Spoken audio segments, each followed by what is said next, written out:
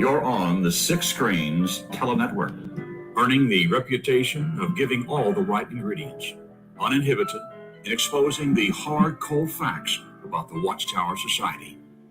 And now, in Disney. Well, hello and welcome in once again to another night here at the Six Screens. Wow, we are so happy, as we always say, and we mean it. We're happy that we have so many people as of late coming into the Six Screens of the Watchtower program here on YouTube and Facebook. We really appreciate your presence. Friends, there's so many people right now that are leaving the organization. And we tell you, the Watchtower organization is hemorrhaging. It's on life support. Stick a fork in it, take it off the grill. It's cooked. We don't know where it can go from here. And I'm sure you folks are thinking the same thing. It's not just me here at the Six Screens. Sometimes I feel like I'm preaching to the choir because a lot of you guys already know this stuff.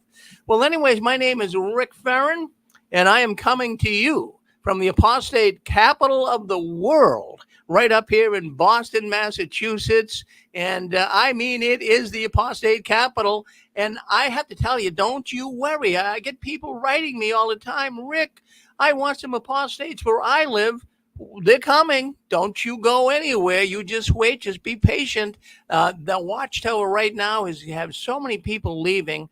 More people are leaving the Watchtower than ever before in the history.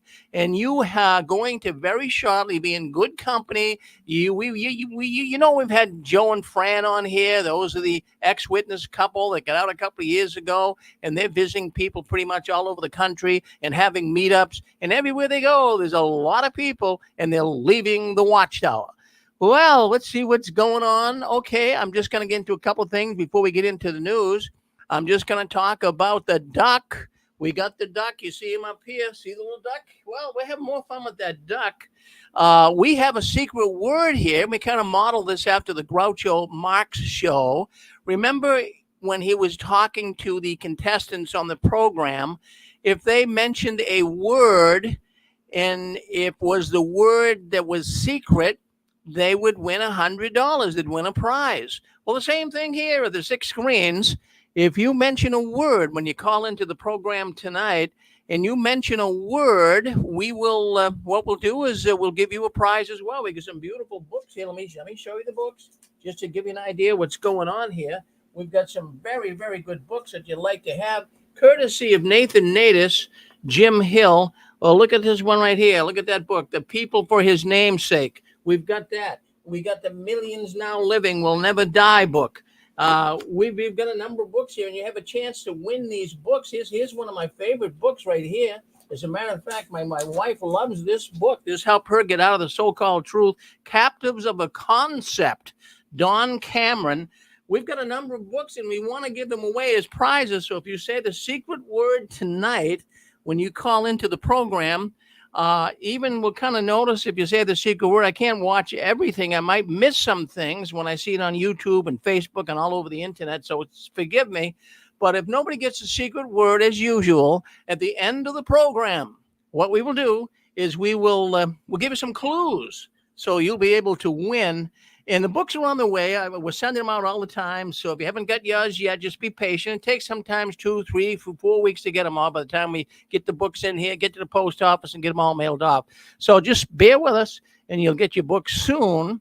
So that's the duck. Let's see if we can't get that duck to come down and say the secret. If you say the secret word, you win the prize. All right, let's talk about the convention. We got coming up the first ex-Jehovah's Witness convention ever in the history of the ex-Jehovah's Witness nation. We have a convention. The theme is Still Alive in 2025. It's going to be held right up here in the Boston area. It's going to be not this August, but August 2025. And that's going to be at the Hilton Hotel. And that's going to be right up here where I live in Tewksbury. It's about 20 miles north of Boston.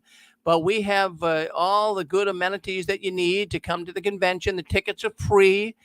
We have room for about 500 people. We already have over 200 booked up. So if you're looking for that ticket, now you're probably saying, Rick, I didn't get my ticket yet. Did you forget me? No, I didn't. I'm putting everything together, friends. Because it was so far out, it's hard to get everything together. So you'll be getting your tickets, but I do have you. I do have your email. I saved them all. So if you wrote me, but don't write me on YouTube. How in goodness name say can I go back and check all the YouTube comments and the Facebook comments? If you want your ticket and they're numbered, you want to write me at jwworldnews@gmail.com. You got that? jwworldnews@gmail.com and say, Rick, give me a ticket. And you'll have it. So, but I got you registered, so don't worry if you haven't got it yet. I know some people are getting panic attacks over it. They want to be here. I'll tell you what.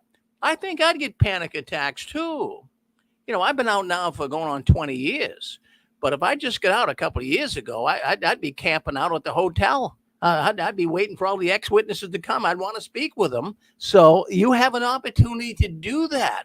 It's a beautiful hotel. And there's a Cracker Barrel restaurant in walking distance. There's McDonald's. There's Wendy's. There's a Circle K convenience store, Dunkin' Donuts. So see if you can make it up here. I know you'd really, really enjoy it. Now, one other thing I wanted to mention too, then we're going to get into the news. I've got a number of people. I don't know what's going on here, but I got a number of people have contacted me, and they want to protest. Is protest fever catching on?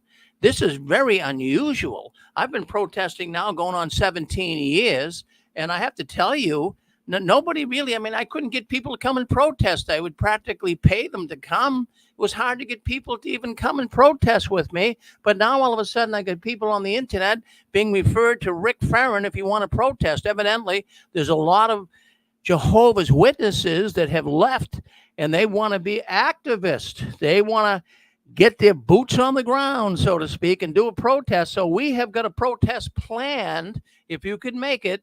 In fact, I see it's one of the only ones planned for this 2024 convention, regional convention of Jehovah's Witnesses. So we have a protest planned right up here in Lowell, Massachusetts.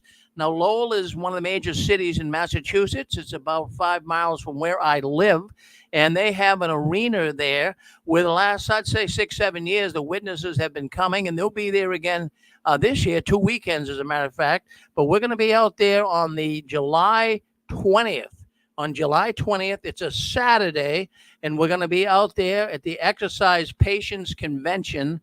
That's their theme, and you're welcome to come up here. Now, if you want to come up and you'd like to come up and you want to put your boots on the ground, we'd love to have you.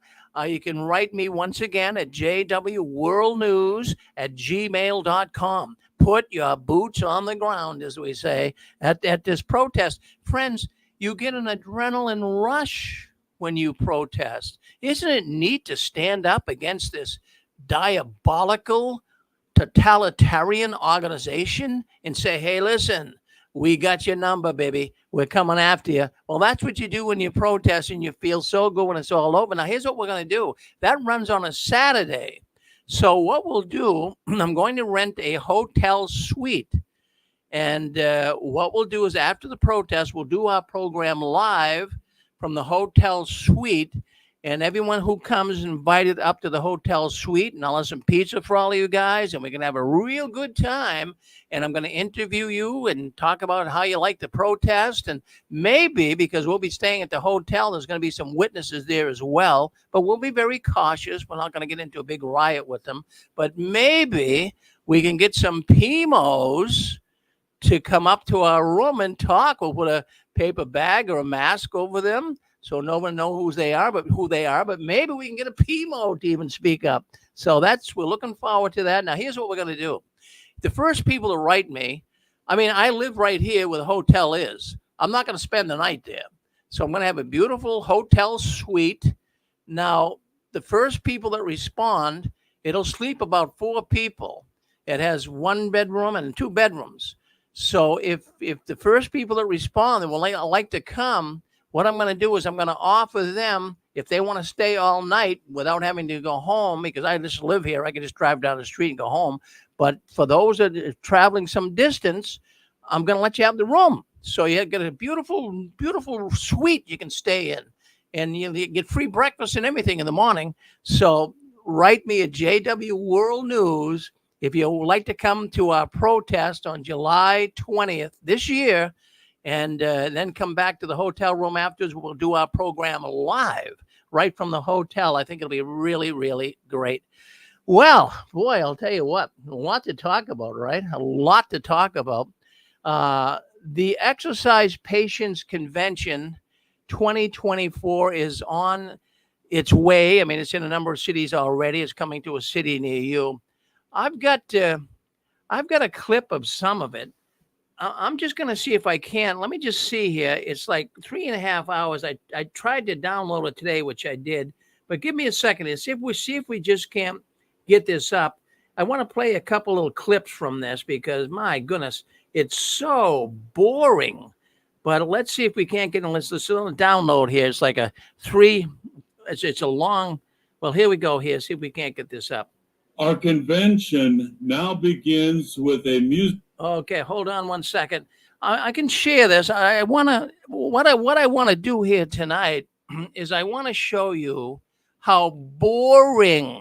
Where is the Watchtower coming up with these people? Now, from what I see is happening here is, you go to your convention like we always did as Jehovah's Witnesses. Now, you go to your convention, and then, a local brother, circuit overseer, an elder will get up and introduce the assembly at the convention. Thank you for coming. And then they switch evidently to live streaming out of New York, the headquarters, where they have the brothers come on and deliver the talks. But the brothers, one time there used to be young brothers, handsome, good speakers. But man, they're digging up these old fogies.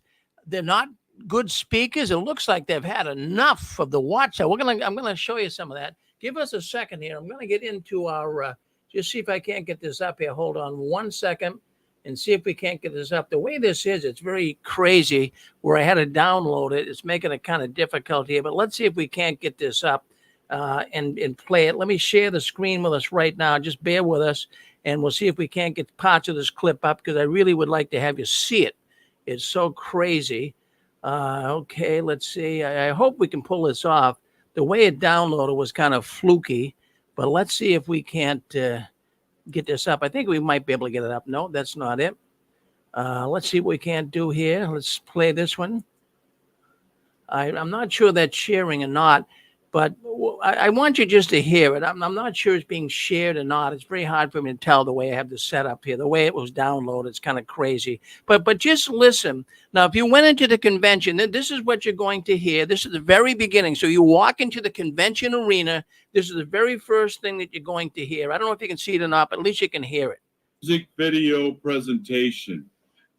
The video highlights our joy in gathering for worship and in declaring the good news of the kingdom. Please enjoy the video. I'll kind of describe the video. All right, it's showing all these arenas. It's showing all of these arenas, jw.org on the outside, getting ready for the convention. Everyone's smiling. They're putting up the ladders. They're putting up the banners. Of course, they play the music to make it very emotional.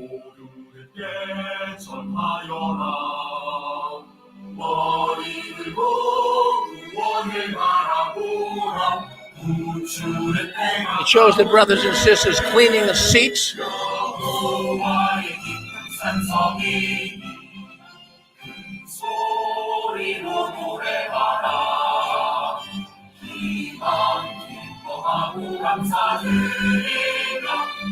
If you notice, maybe I don't believe you can see it, but I'll just explain it to you the way that I downloaded here. It's such a long file, it's hard to put up at the same time and do the StreamYard. But just to make a long story short, what they're doing here, they're opening the convention and they're showing everyone's happy and smiling and hugging each other and shaking hands. And I think they're the happiest people on the planet. Are they really the happiest people on the planet? And then the brothers they don't look like they have any enthusiasm. This chairman, now he's right from the Watchtower. This chairman doesn't look like, a chairman at all. Usually a chairman comes out and they're astute looking and they get you all excited. But boy, I'll tell you what, it put you to sleep, seriously. So just listen a little bit more. We'll explain as we go along.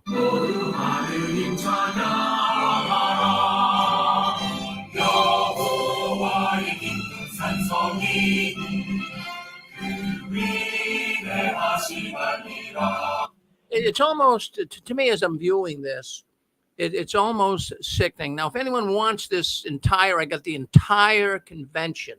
If anyone wants the entire convention, write me at JW World News. I'll send you the link. Now, bear in mind, it's going to take you about 12 minutes just to download it. But there's a lot there. So if you'd like to have the whole convention, I've got it right here. Write me at JW World News. I'll send it to you.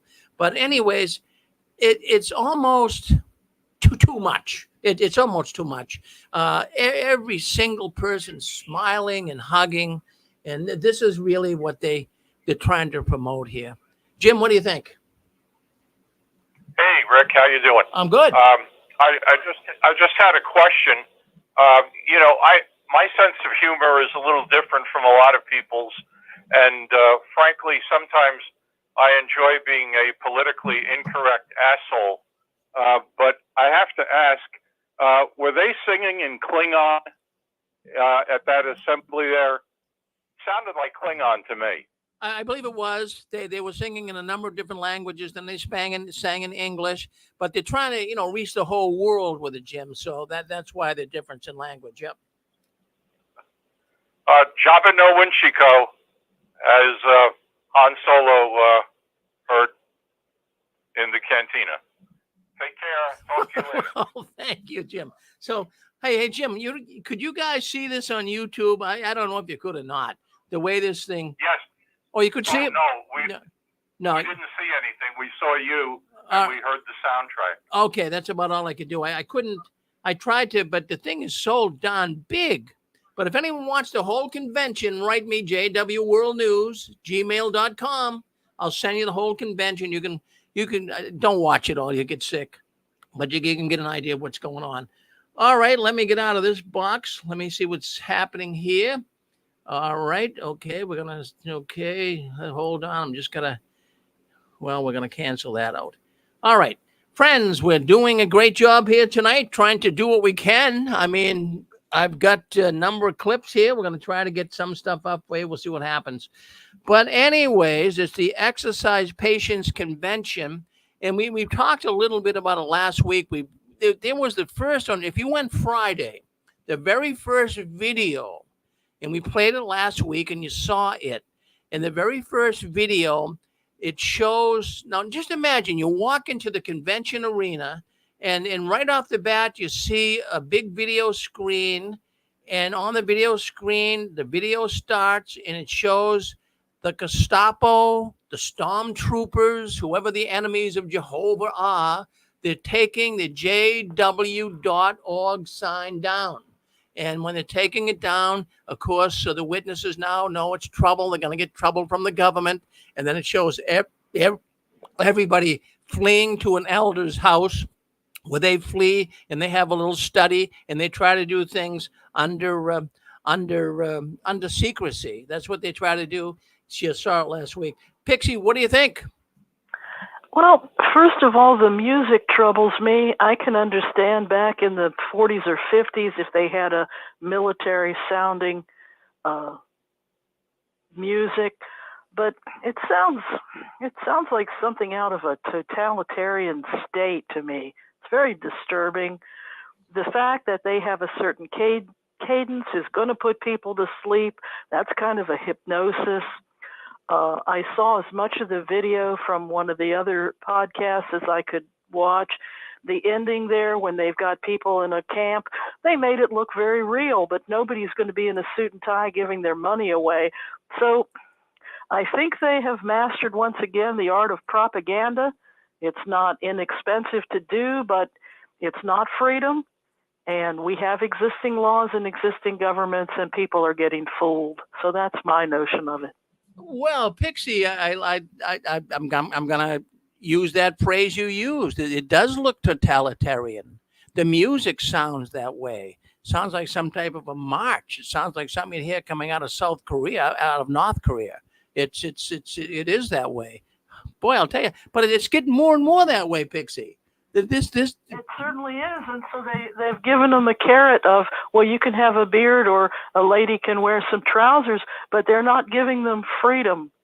And we have freedom as a God-given right in the nation that you and I live in. We know the history of our coast here, and other countries have freedoms and laws too. And people think they're getting the kingdom of God. They think they're going to see their beloveds again. And what they've signed up for is something different. And by the time they get to the assembly, they're not seeing how their brains are being played with. That's exactly right. And the brains are being played with, even more so, Pixie, than when you and I were in it. More so today. I know. And it's a hard chair to be, and on top of that, it's a hard chair, and they don't have little waters, and you don't get up for snacks, and no child's nervous system should have to go through it. And I sure don't miss it. It's great to be free, Rick. It really is. Oh, it really is. You're absolutely right. Well, thank you, Pixie, for dialing and being with us tonight. Thank you very much. Anyways, let's take a look here. I got some things going up here that I wanted to get off, so let's get this off right now. I want you to come on. If someone wants to come on, we got the telephone line, of course, opened up. But if anyone wants to come on video, if you'd like to do that, I can do that as well. I'm gonna post up a link. And if you want to come on video, or you can just come on sound as well through our StreamYard. I'm going to put a link up to come on. So let me see what we can't do here. Let me make a banner out of this so I can post it up and put it on our website, on our well, let's do this. Let's create a banner. So I'm going to put this up right now to come on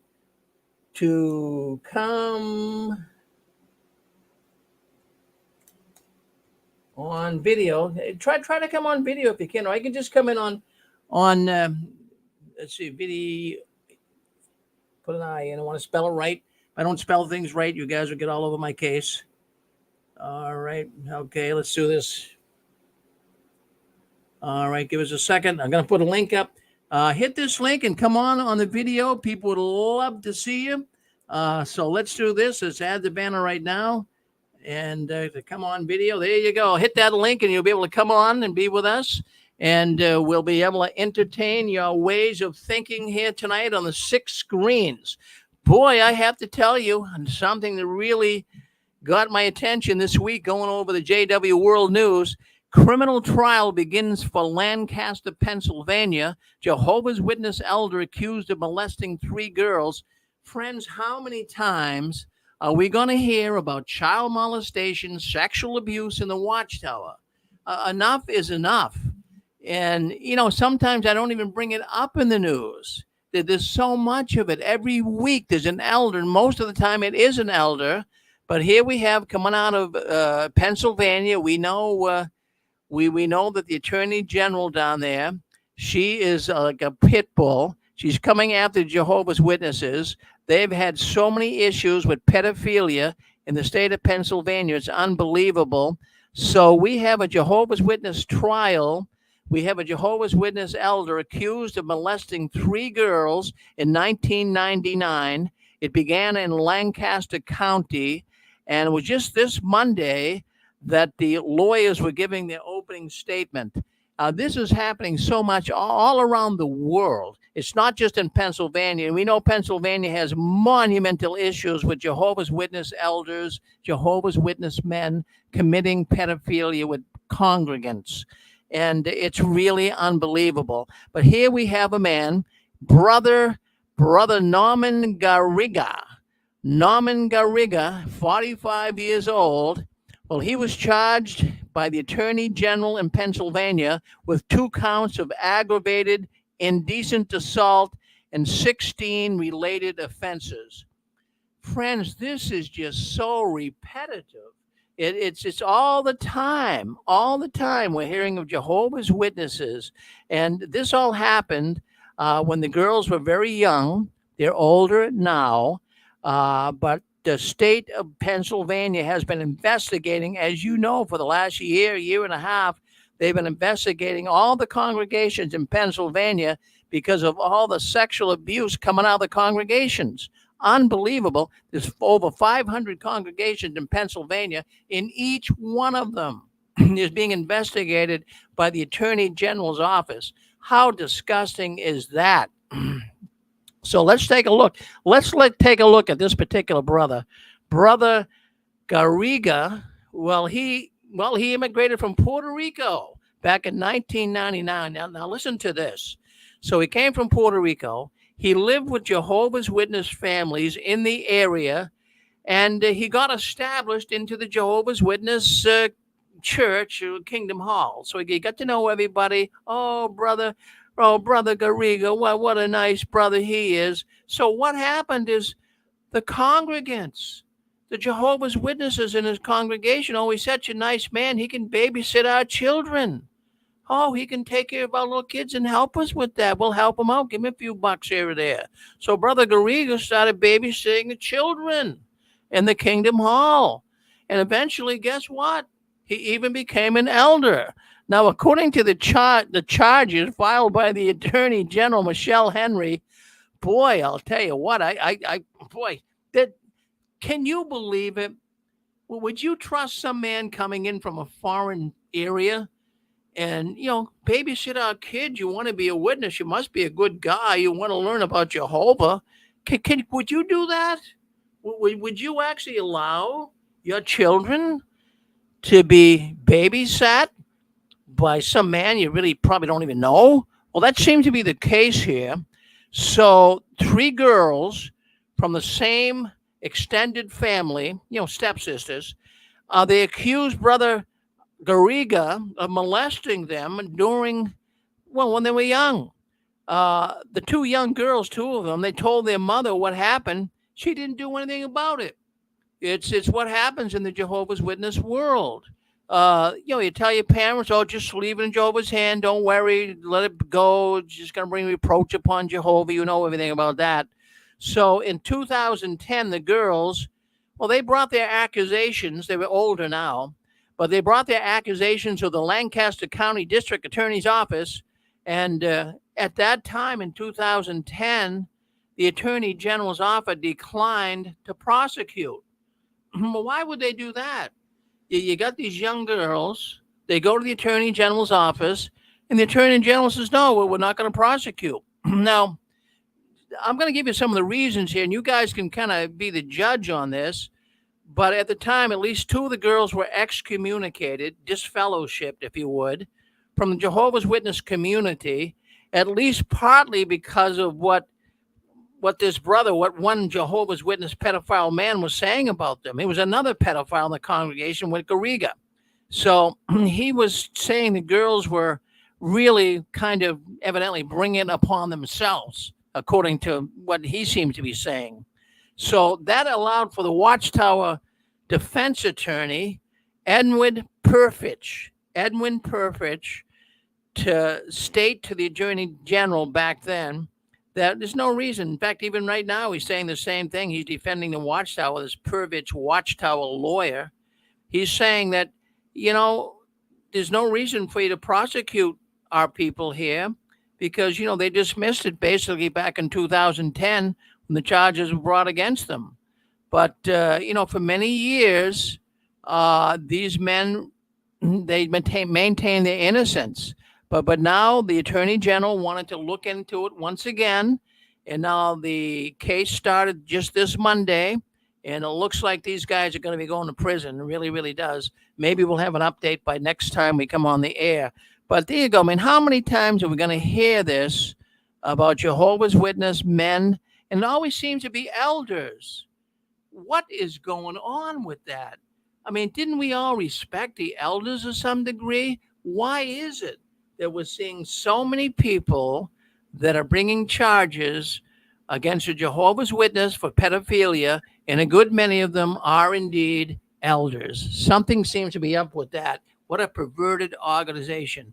Yeah, go ahead. Yeah, probably the big gimmick here is that Jehovah's Witnesses believe the elders are beyond reproach, and if you're a pedophile, one way, just do whatever you have to do to become an elder, and nobody will question you. They won't question your morality. And I'm thinking those sisters that accuse an elder of pedophilia.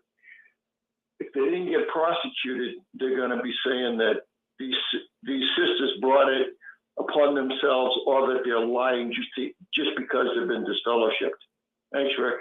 Yeah, well, that seemed to be the case. That seemed to be the case in this particular instance. They really brought these sisters under bad light. They're telling the truth, but the Watchtower attorneys, they turn it all around, and they're just making this up. They're looking for some fame and attention. That's what they would say. Thank you, Dick. Hey, we do have Oleg. Oleg is on here with us. Let's bring Oleg on, see what he has to say. Let's bring him on. Hello, Oleg. Hello. So, how are hello. you? I'm doing good, Oleg. So, well, what brings you on here tonight? I'm just suddenly here. Just like I got the recommendation on the YouTube, and so I'm here. So, are you an ex-Jehovah's Witness? It's hard to say because I never been a Jehovah's Witnesses. I was only publisher, like unbaptized publisher, as you would say, right? Yeah. So that's what I've been. My mom took me into Jehovah's Witness when I was 11 years old. So, and I'm from Kazakhstan. Kazakhstan. Well, I know they're having trouble in Kazakhstan right now. So you don't want to be a Jehovah's Witness, right, Oleg? Not really. It would be in trouble in Russia, but in Kazakhstan it's not like that. It's like you cannot share the literature, any publications, if you want to freely, only on the Kingdom Hall, but you can share it on the Kingdom Hall still. So like, well, it's like that in Kazakhstan. You don't want to be one of Jehovah's Witnesses, right? Me? Yeah. No. Yeah. All right. Well, that's what we're here. This is what this program's about. But Oleg, thank you. Thank you for wanting to come on and be with us. We love to see different people. Yeah. Yeah. I'm actually in Russia. I'm in Moscow. You're in Moscow. Yeah, I'm in Moscow. Currently, I'm in Moscow. I'm studying here. Yeah. Well, good for you, I'm 24 years old. So yeah, I'm probably a really sudden guest here on your podcast. Thank you for coming on, Oleg. But I'll tell you what, if you were still one of Jehovah's Witnesses, or you ever became a baptized one, you wouldn't be over there studying. You would, they wouldn't allow you to do that. But Jesus, it's always good to see a young guy coming in. Thank you, Oleg, for coming and being with us tonight. We're gonna move on. I want to ask you: have you heard about the what's his name, Christensen? Christensen.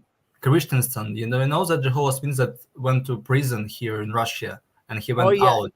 Yeah, recently, like today, they've been sharing here in Russia his interview, like in English translated to Russian. I have heard about that. Yeah, I'm not sure. I haven't followed it too close. I mean, there's a lot of stuff going on here, but no, the Russian government, of course, is banned, as you know, and I know the Jehovah's Witnesses, but they're still trying to operate over there. Many witnesses are still getting in trouble. Well, listen, don't you be a stranger. You stay with us here, and we'll be listening to the rest of the story. Okay. Okay. Thank you, Oleg. Thank you for coming and being with us. All right, we'll take Oleg out. Well, there it is, a man coming in from Moscow. So we say that when you hear about child molestation, when you hear about pedophilia, for the most time, always elders. Now, we know, and you know what I'm going to say here. The witnesses always love to criticize the Catholic Church. How many times have we heard that being Jehovah's Witnesses? They jumped on the church's child sex abuse scandals and pointed the finger at them. I can remember so many Jehovah's Witness Watchtower articles. Oh, the Catholic Church, pedophiles, they're getting away with it. And now, look, we see Jehovah's Witnesses are just as bad and even worse. The Jehovah's Witnesses, remember, they used to call the Catholic Church, Babylon the Great. and they say her sins have massed up clear to heaven. We all remember that. Now look at the witnesses. Their religion is, well, I'll tell you, they've only been around for a century and a half. You know, the Catholic Church has been around for couple of thousand years. I mean, look how corrupt they are already. Imagine if the Watchtower was able to go on for a couple of thousand years. Can you imagine how corrupt it would be? But don't worry, friends, they're not going on for that long. So I just wanted to bring that up tonight. And I hope that in Pennsylvania, all of these Jehovah's Witnesses, not ex-Jehovah's Witnesses, but I hope all of these Jehovah's Witnesses who are involved in this pedophilia ring or whatever they're involved in down there in PA, I hope that Michelle Henry, I hope the district attorney down there can really put an end to all of this. So let's hope that all can happen. Well, how has the Watchtower? Think about this. I like this story. We're going to talk about this for a little bit because I know you're going to like it too. And it has to do with inflation. Are you being affected by inflation? Have you gone out to eat lately? Have you gone into the shopping center and bought food? Have you saw the price go up on your car insurance? How about your credit card bills? You see the interest going up? Well, I mean, I have to bring out here tonight, folks, I'm just going to put, if you don't mind, I'm just going to find a cord here. I want to make sure. Let me make sure I get the cord plugged in. I don't want my computer to go out in the middle of all of this. So let me put my cord, and I got 3-4 computers going here right now. Let me make sure we don't lose this. We lose this, we're in trouble.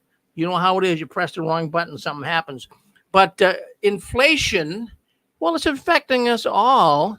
Now, the current U.S. administration and the Federal Reserve System, they're trying to tame inflation. You've been hearing this on the news, I'm sure. If you watch the news, you see this as a problem. Now, inflation was at 1.9% at its peak. That's pretty hefty. And one of the greatest increases is the price of food, something that everybody feels to an extent. We all have to buy food. Now, you know what it's like. Coffee. You used to be able to buy a nice pound of coffee for like $5. Now they cut it back to like 11 ounces, and it's like $6. So you know, in fact, I even I stopped at a sub shop the other day to buy, well, not too long ago, to buy fish for my wife. She loves haddock.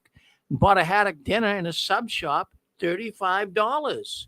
And I talked to a man the other day. He bought 3 subs for his kids. It came to close to $40 for 3 sub sandwiches. So everyone's feeling the pinch.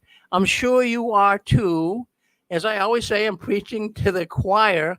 But, let's stop and think, not that we have any pity, but let's stop and think about the Watchtower here for a second. How is the inflation affecting the Watchtower organization? I've been getting some posts coming in here, reports coming in. I'm reading posts as well, that the Bethel family doesn't have enough food. Now, I can't confirm this. I don't want you to take it to the bank and cash it. But a number of reports have been coming in here as of late saying that it's really terrible at the world headquarters. The Bethel family is not getting enough food. As a matter of fact, some of the information coming in here says that the Bethelites are working second jobs to bring food into the facility.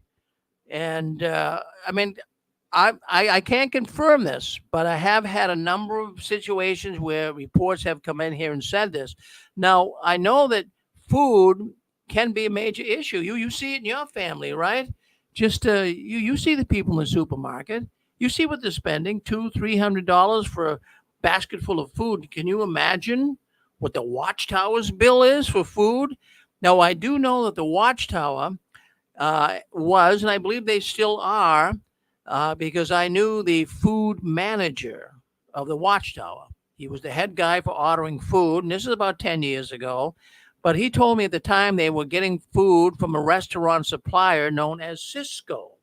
Now, Cisco is a pretty upscale restaurant supplier, if you go to a restaurant and they have Cisco for their food supplier, the food is generally very, very good. It's a couple notches up over just bland, plain food.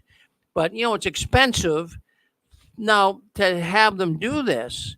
So I'm just thinking out loud that they got to be feeling the pinch. Now I'm going to present two sides to this. Now, not everybody listening to this program here tonight is going to be in total sync with me, and I'm not even. I get two sides of the story. There's two camps on this, but one camp is saying the Bethelites are in trouble. There's not enough food. They're getting extra jobs to bring more food in because the Watchtower is not giving them enough. I'm not sure. Now, also, but I do know another thing. How about car leases? Oh, yeah. Well, we know that prices of cars have gone up a lot, right? Have you bought a car lately? You bought a used car, a new car? You know darn well it's expensive. I mean, way more expensive than a few years ago. So the Watchtower, they actually have leases on cars. We know that for the circuit overseers and the powers to be. They lease and they buy cars. Now, the interest rates are a lot higher. So unless maybe the Watchtower pays cash, which is good, but still you're paying higher price. The cash isn't going to get you a low price like back 5-10 years ago. But we're seeing that, I'm sure Watchtower is being affected by these car leases and the insurance on these cars. Now, also, we have to realize that inflation and the cost of food, it has to be affecting their religion. That there isn't a person listening to this program tonight that can say, oh, Rick, I don't see any difference at all. Of course you see difference. And have you heard about shrinkflation? Have you heard about that? I mean, I bought some ice cream the other day. It used to come like in a half-gallon container. And now I'm looking at like a quart size. That's shrunk down. The price has gone up.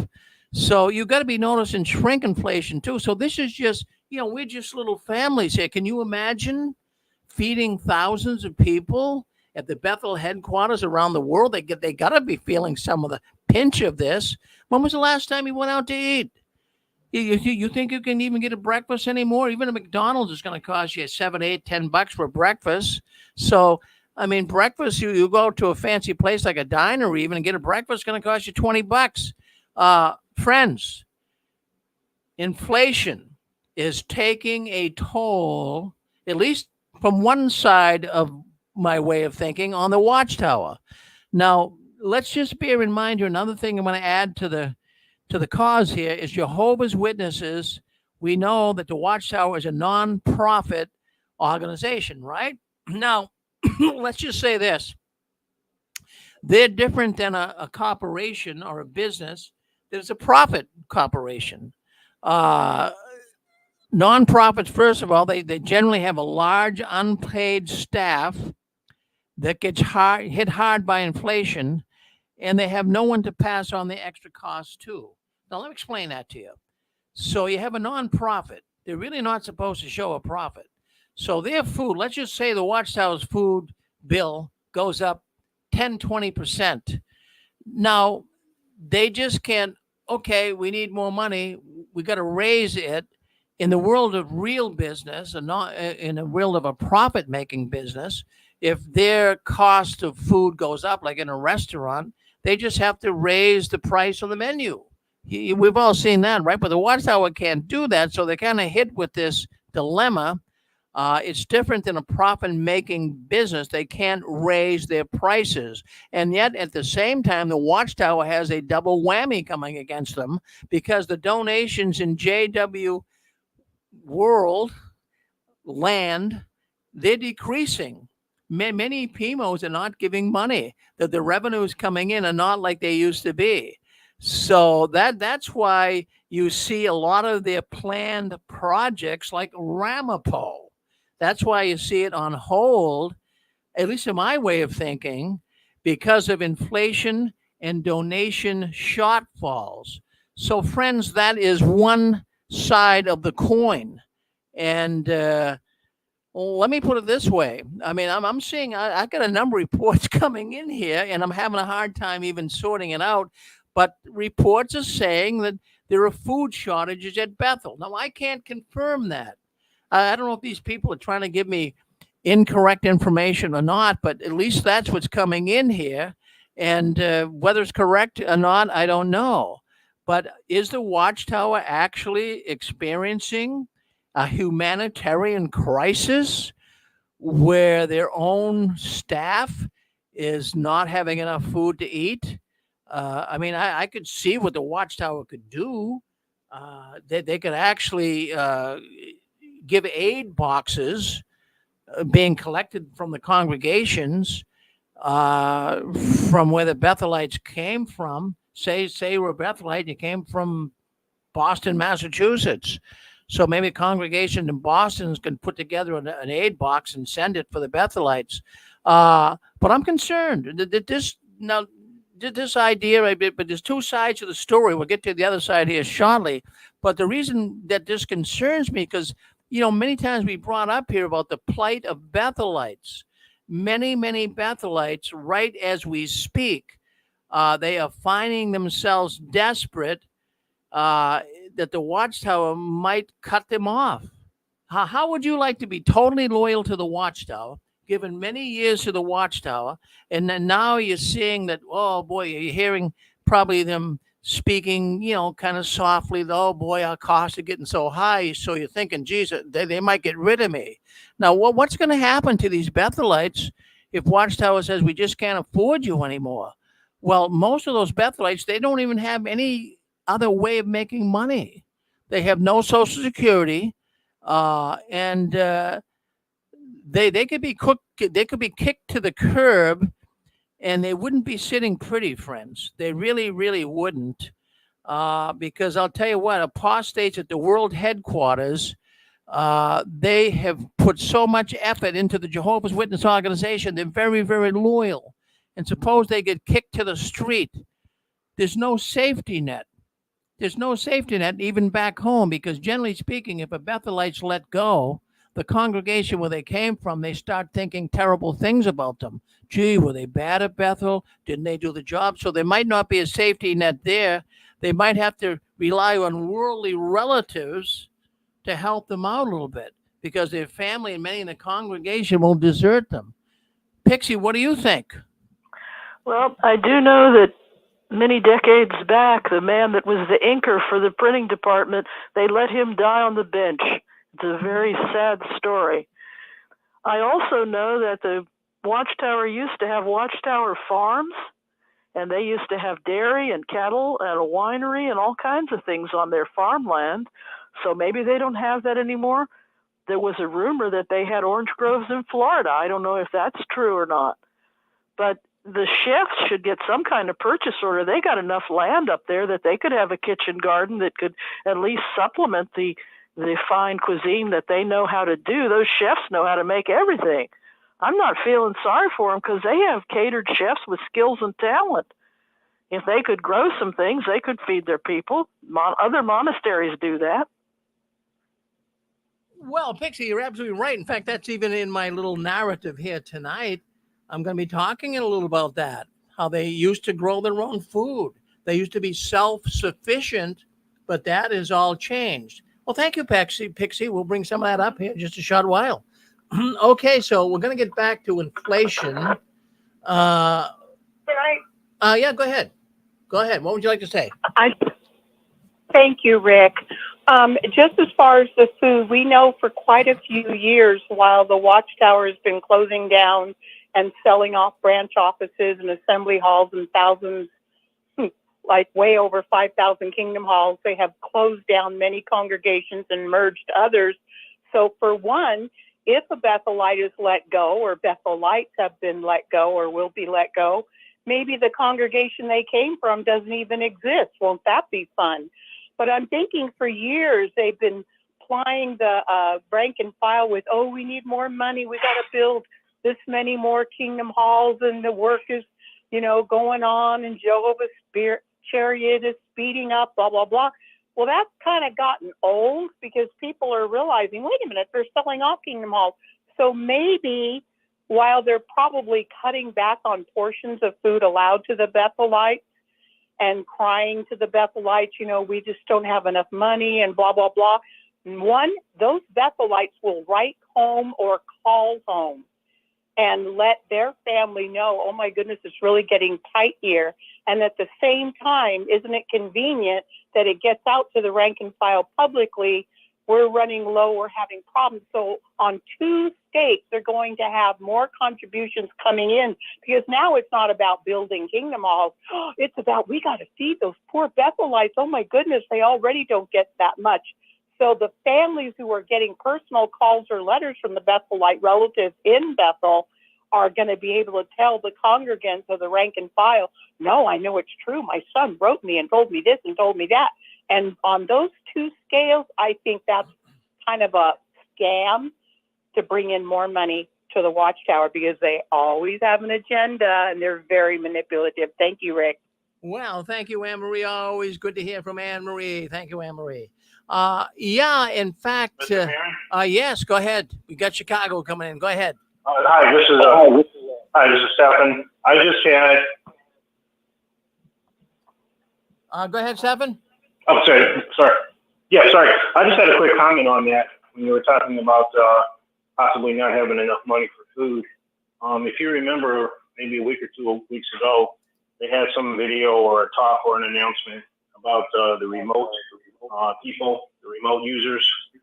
So what I suspect is that they are going to try to do as much as humanly possible with remote users, which means they can then, dispatch Bethelites away from Bethel and have less people there that they have to worry about. If they really start making the remote workers a big focus, that will definitely let you know that you're trying to cut down on the cost of those Bethelites that are there, and they'll start reassigning them back to their, not even their home congregations. Anne Marie made a great point. Half of them probably don't even exist anymore. But if you see them really making a big focus on these remote workers, that will tell you that they're hurting financially. Well, Stephanie, you're absolutely right with that. I'm glad you brought that up, because they do have a lot of remote. They call them commuter Bethelites. And they do. If someone could just shut their, hold on 1 second here. Got to shut. Let me just get in here and shut this off. We have to. We'll get right to you, 714. Hold on, but we have to shut YouTube off because it'll echo. But commuter Bethelites, that's what they are called, the remote workers, as Stephan said. But here's the problem we've got. Indeed, in fact, they do have them coming in. They come in by bus every day, and they work at Bethel. They go home, and they don't feed them, from what I understand. They have to bring their own lunch. So, that is even a clue, right? That something is going on. But who would ever think the Watchtower wouldn't have the money to do that? So, I mean, there's 2 stories that we're going to talk about here tonight. But let's see what 714 has to say. 714, what do you have to say? Hi, Rick. It's Nadine calling. Yes, Nadine. Hi. Yes, I have a solution for the Bethelites. They should just check out the worldly churches, because they give food to the poor people. The Catholic Church I know does. And there's a church right across the street where I live, and they give food out every Tuesday, Wednesday, and Thursday. And a lot of churches, they hand out food to the poor people. And you don't even really have to be poor. They don't ask you. And they just want to know how many people are in your family. And they give you a lot of food. Well, isn't that a wonderful thing? Now, wouldn't that be nice if the Watchtower did that, Nadine? Well, yes, it would be nice. But now the Bethelites could just go to these churches, the worldly churches, and they can get food from them, because they are actually charitable organizations, the worldly churches. Well, do you think that if there was active Bethelites going to churches around Warwick, New York, getting food from food pantries at the church, do you think the Watchtower headquarters would have a problem with that? Yes, they would. But if they're starving, then, they would go. If they're not getting enough food to eat, go to where they hand out free food. Well, that's a simple solution, Nadine. You ought to be one of the directors of the Watchtower. Really? Well, I'm just making it simple. That's all. Well, thank you. That's what I like about you. You take things that are complex and you bring them down to simplicity. Good job. Good job. And then do you think, I think I saw this in the chat, but the governing body, do you think they're going hungry? I don't think so. I would say no. I would say no. And these guys are not, one time I thought the governing body would just average Bethelites, but that is a fallacy. They're not. These guys drive beautiful cars. They live in nice homes. They don't, they don't make, the $120 a month that a Bethelite makes. They make way more than that, way more, Nadine. Right. Yeah. And then also, like you said, in this administration that we're in, the inflation, nobody has money. And like you said, like restaurants are expensive and fast food places are expensive. Nobody has well, I wouldn't say nobody, but a lot of people don't have money to send in to the Watchtower for donations. Yeah. So it's not an easy time to be alive. No, they're getting hit from both sides. I mean, in fact, I have to tell you, really, I had 5 children, and I don't know how anyone with a lot of children would do it today. And when I see people in the market basket, the super, food store up here, and I see them, I'll talk to young couples. I'll say, especially if I see they have little children, I say, how are you guys doing it? Fortunately, some people are being helped by the state, and so that helps. But I don't know how you could do it. I really don't. You'd be working just to pay for food, Right. Exactly. Well, thank you, Nadine. Always good to hear from Nadine. Good girl. Thank you. Okay. All righty. Bye-bye. So bye now. But anyways, what I was thinking, now Pixie brought up something that I had it in my notes. I want to let you know there's 2 sides to every story, right? How many times have you heard that? There's 2 sides to every story. On the other hand, you heard the first story. I told you that maybe the Watchtower's having trouble getting food and can't afford it because of everything that's going on because of inflation. But there might be another side to the story that I got thinking about. So we'll present both sides of the story, and then maybe you people can kind of come in where you feel you could make a comment on it and say, well, Rick, I go with this side. But we know that the Watchtower, in fact, let's roll the clocks back. Let's roll the clocks back to 2000. I'm going to go to 2010. And I knew personally, the man came and stayed with me. I was a Jehovah's Witness at the time. He came and he stayed with us for a weekend. He was the chief food purchaser for the Watchtower. And he told me that they close the farms down. They don't, do, the cattle. They don't grow the crops like they were. They were buying all of their food from Cisco. It's a restaurant supplier. And he said they were buying all the food from them, and they no longer were going to do their own food supply. They found it was more advantageous to just buy it. But this might have come into play here, and now it's running counter to what they were hoping. Now just stop and think about it. The Watchtower always wanted to prepare us for the end of the system, right? And the idea of being separate from the world as much as possible. I mean, that's what we were all told as Jehovah's Witnesses, to be separate from the world. Don't have dealings with them. Just do what's necessary. That's it. But here the Watchtower back in 2011, right around then, maybe 2010, they gave up on Watchtower Farms. They started buying food from a restaurant supplier to supply food to the Bethelites. Now, they were at that time starting to get involved with the world, right? I mean, really, did they want to? And they're telling us not to get involved with the world, but they were. So in these years, we've seen them give up their farms. We've seen them give up so much to worldly, they used to have their own, from what I understand, I could be incorrect, but from what I understand, they had their own leasing. It was Jehovah's Witness leasing company that even leased the cars. Remember, all the circuit overseers had Buicks, brand new Buicks. But I guess in recent times, they even gave up on their own leasing company. And from what I have been reading, they actually, went to outside sources, maybe like Avis and Hertz and what have you, whoever would be, to lease cars to them. So we see that they were in favor of using worldly companies and suppliers, but they wouldn't want us to do it.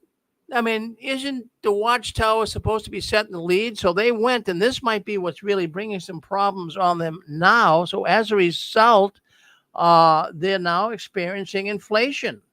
Or if they kept, I'm not saying, look, I'm not trying to in any way be, giving the Watchtower all these answers, but if they kept the farms and they kept some of these companies that they were using to supply their products, they may have been better off today, I would think. So there's actually two camps on all this.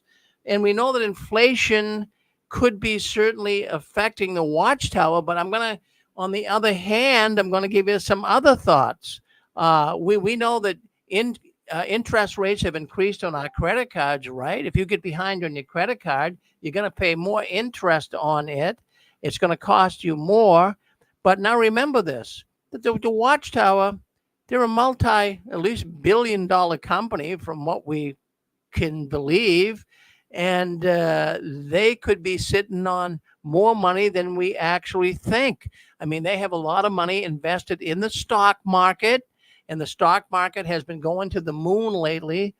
Billions of dollars are being made.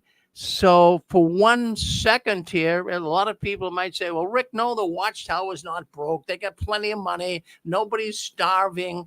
But, we never get any honest, serious reports from the Watchtower, so it's hard to really know. But is the Watchtower broke, or do they have oodles of cash? I mean, we could spin this multiple ways. First of all, let's just stop and think about this. If the Watchtower, maybe they're doing this to get sympathy. Now, I just put your thinking cap on here for a second. And I got thinking of this week. If the Watchtower, everything was hunky-dory and the Bethelites were getting plenty of food and everything was great and money's flowing like crazy and they're building and expanding, it's going to send a message to the world that the Watchtower has oodles of cash. And with all of the lawsuits, all of these suits coming against them for pedophilia, well, the Watchtower could get in trouble by kind of opening their mouth here, just going to say, well, geez, we got plenty of money, come get us. So are they crying poor mouth on purpose? Friends, we didn't look at the Watchtower is not a public company. It's a private company. They don't have to share anything with us. So a lot of this is just speculation. And I want you to know that. What I'm suggesting here tonight is just speculation. Don't say, well, Rick Farron said this. I'm just telling you there's two camps on this. Is the Watchtower broke, or do they have oodles of cash? Maybe they want to appear to be short on funds to limit all of the damage from further lawsuits. That's another thought. Wouldn't it be nice if the Watchtower was transparent? Well, every week we have to guess and wonder. But even it was that way even when I was an active witness. Did you guys ever have questions that you would have liked to have answered, but nobody would ever answer them? So I'm just wondering. I'd like to put it out to the audience here tonight. Is the audience thinking? If you want to come on StreamYard, you can. Or if you want to come on and talk to us about on the telephone line, let me put that number up right now. We have a telephone line here as well. I'd love to have you come on. And let me just get that number up so you can call us up. Call us and tell us, is the Watchtower broke? Are the Bethelites really having a hard time finding food? Is this some ploy of the Watchtower? Does the Watchtower have more money than we think? I'd like to really get your thoughts on it. So why don't you come in and give us a call? You can see it right here. I'll put the telephone number up. There's the telephone number. Give us a call, hit *6 and come on. Do you really think what do you think? There's two sides of the story here. Go ahead, Chicago. You're on with us. Mr. Farron? Yes. Yeah, Stephan again. I just had a quick thought. I do think that what you're saying could definitely be possible. You go back and listen to a gentleman named Marcus Vaughn. He's a YouTuber, been out of Bethel for a number of years, and he reported on all of his experiences. And that was one of the things that he reported on numerous times, that they would go and eat and they'd still be hungry, that the food that they got wasn't enough food to sustain them to go out and spend a day doing heavy manual labor. He said sometimes they'd have cereal for breakfast. Now imagine having cereal and then you're going out and you're doing construction for the next 4 or 5 hours. That's not going to be enough, to hold you. And it always seemed to be kind of a race to get to the table, to get food, and who's going to get the leftovers and all of that. So I could definitely believe they're not getting enough. All right. So would you say the Watchtower, Stefan, is broke? I mean, not, stone cold broke, but you think they're starting to feel the adverse effects? I think I think they're definitely feeling the effects. I mean, how could they not?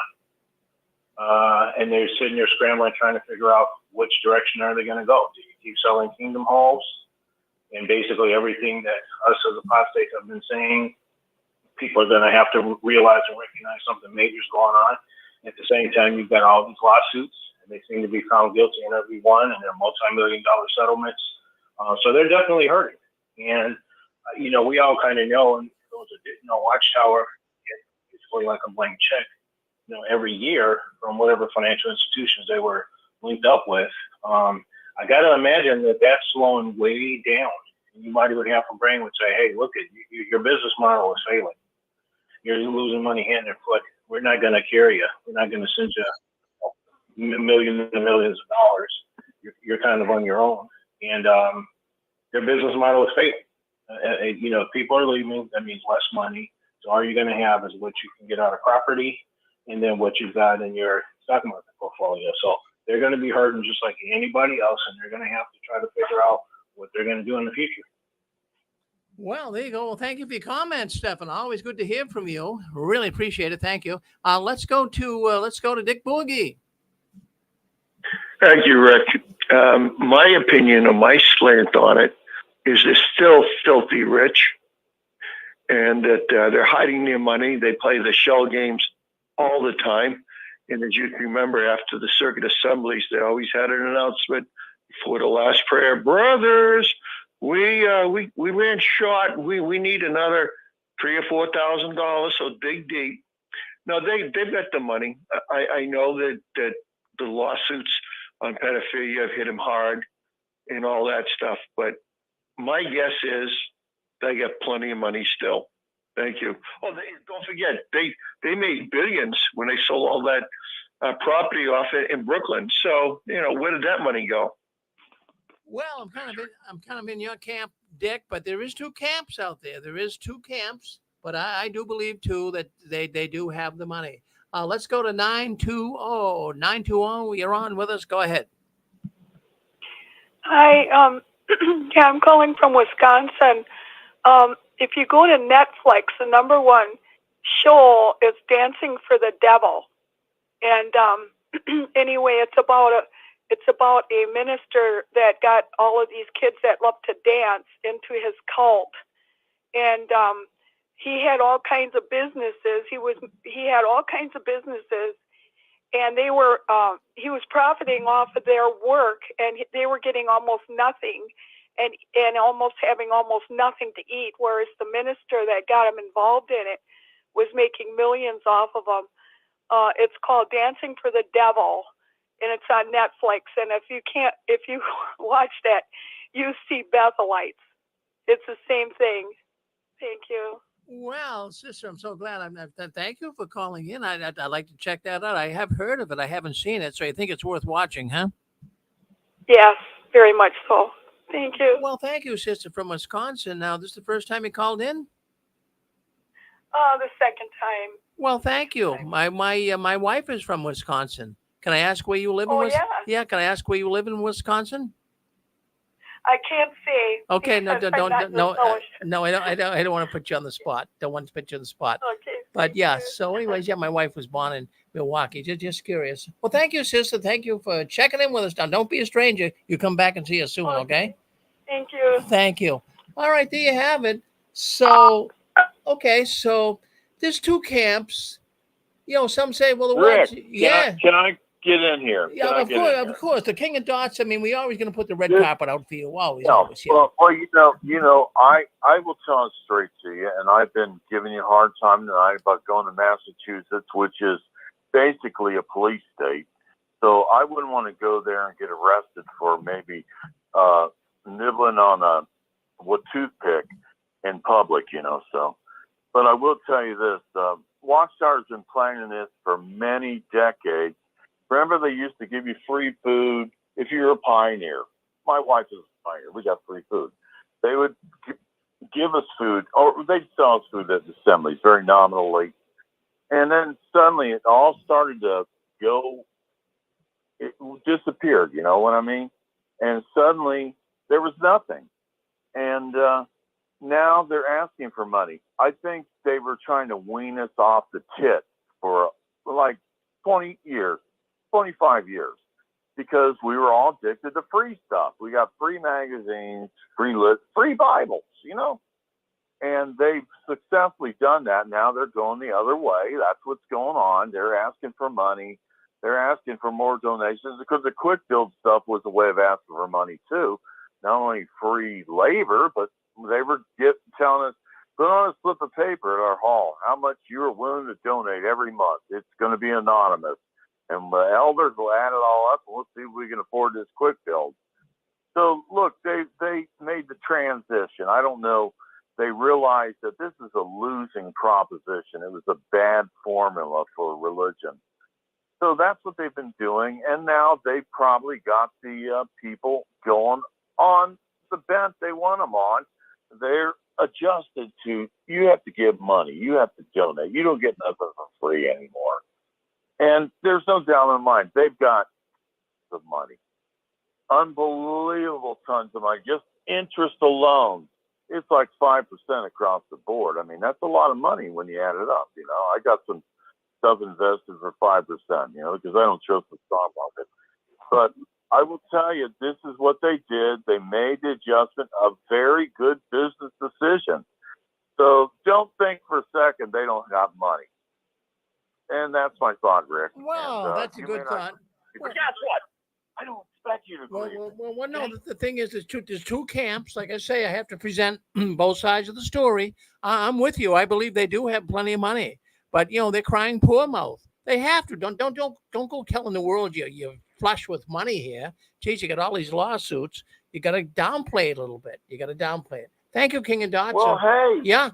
Hey, if I want to, I'm going to cry broke. Anyone want to do a GoFundMe for me? I might be broke. You want to do that? Is there anybody out there? Just say it on the line, and I'll give you an address. You can send me. I expect nothing less than $1,000 a piece. Okay, nothing less. All right. Well, thank you, Rick. Well, you don't ask him for too much. You don't ask him for too much. The Watchtower asked for a lot more. Yeah. Not as much as Watchtower. That's Not right. as much as That's right. Thank you, Well, Rick. thank you, King of Dots. All right. Well, there you go. Well, I want to thank Atlantis. Well, he's our Watchtower insider, and he sends me information. He sends other apostates information too.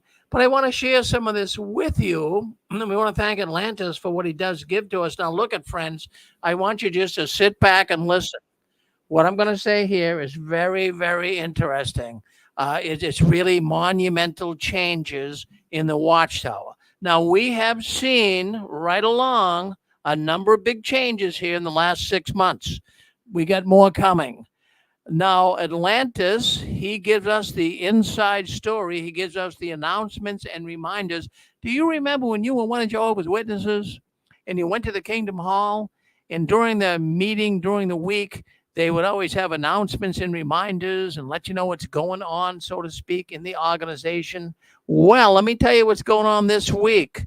The June 2024 announcements and reminders just came out. I'm reading it to you verbatim. I know you're going to see, wow, Rick, this is amazing. Okay, let's start here. I'm reading right from the announcements and reminders. 2025 Kingdom Ministry School. Do you know what that Kingdom Ministry School is? That's where the elders and the ministerial servants once a year, generally around Thanksgiving, Christmas time, they would go to some school or some arena or some kingdom hall, and they would have a Kingdom Ministry School. where they would train them, the elders and the ministerial servants. So, anyways, here we have announcements and reminders about the ministry school, 2025 Kingdom Ministry School. We are very happy to inform you that arrangements are being made for classes of the Kingdom Ministry School to be held worldwide in the early part of 2025. Yeah, right around, right around Christmas, right around New Year's, when you kind of relax a little bit, they have to have this ministry school. What a pain in the neck. So let's listen to what they have to say. The school will be approximately 8 hours for elders and 8 hours for ministerial servants as a special feature. Now listen to this. Put your little earplugs in here, or your little tune on volume enhancers, whatever you've got. I want you to hear this. The school will approximately be 8 hours, and the elders in the ministerial service will meet for 8 hours. This is new, a special feature. The wives, if baptized, of elders and ministerial servants will be invited to attend the final 2 talks of the school along with their husbands. The circuit overseer will inform elders and ministerial servants of the specific dates and the location of the classes that they will be assigned to attend. I hope you got that. This is the first time ever in the history of that ministry school that they're going to invite women, the wives of elders and ministerial servants, to come in for the last 2 hours of the school. Now that is something else. That there's long legs on this one. We could run a long way with this. I'm not really sure where to go with it. Maybe you are, but we're going to open the lines up in a while and talk about it. But this announcement and reminders from Atlantis, and he gave us this. I can't believe some of the stuff that's going on here. Now, the Watchtower is getting paranoid. The Watchtower is not, they're not comfortable. They're not comfortable at all. Now, notice this. They're saying that posting material, this is right from Atlantis, right from the reminders, and this is the same information they're going to read to the congregation. They're saying posting material on websites and social media. While we may share information from the organization websites by sending a link to individuals, we should not post on the internet, on social media, any artwork, electronic publications, trademarks, music, photos, videos, or articles from our websites. This would include theocratic programs on jw.org or JW Stream, such as monthly broadcasts, congregation meetings, circuit assemblies, and conventions. So, yeah, hold on 1 second.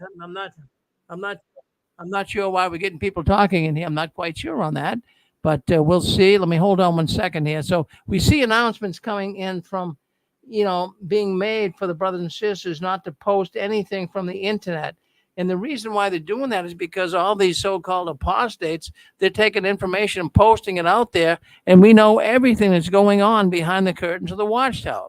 So, okay, so that's good. Let's go back now to some moral reminders here that are very thought-provoking. Let's go with that. So we know the wives now, they're going to be able to attend at least the last couple of hours of the ministry school. Now, I'm sure you guys have your thoughts on that. And then also, now here's something else that caught my attention with these reminders. Everything seems to be so negative in the Watchtower. They're telling people, what not to do. And now they're talking about, on Google and on Yelp and other places, you can actually find out about a Kingdom Hall. For example, you say, gee, I want to go to the Kingdom Hall in Wilmington, Massachusetts. So you put it on Google, and up comes a Google map. And what comes along with that? Reviews. So listen to what the Watchtower has to say about these reviews that people are putting online about the Kingdom Halls. Many are using the online map service, Google Maps, as a source of information. However, in recent years, this platform has increasingly displayed negative or inappropriate reviews or images of kingdom halls. Yes, in fact, I've done it myself.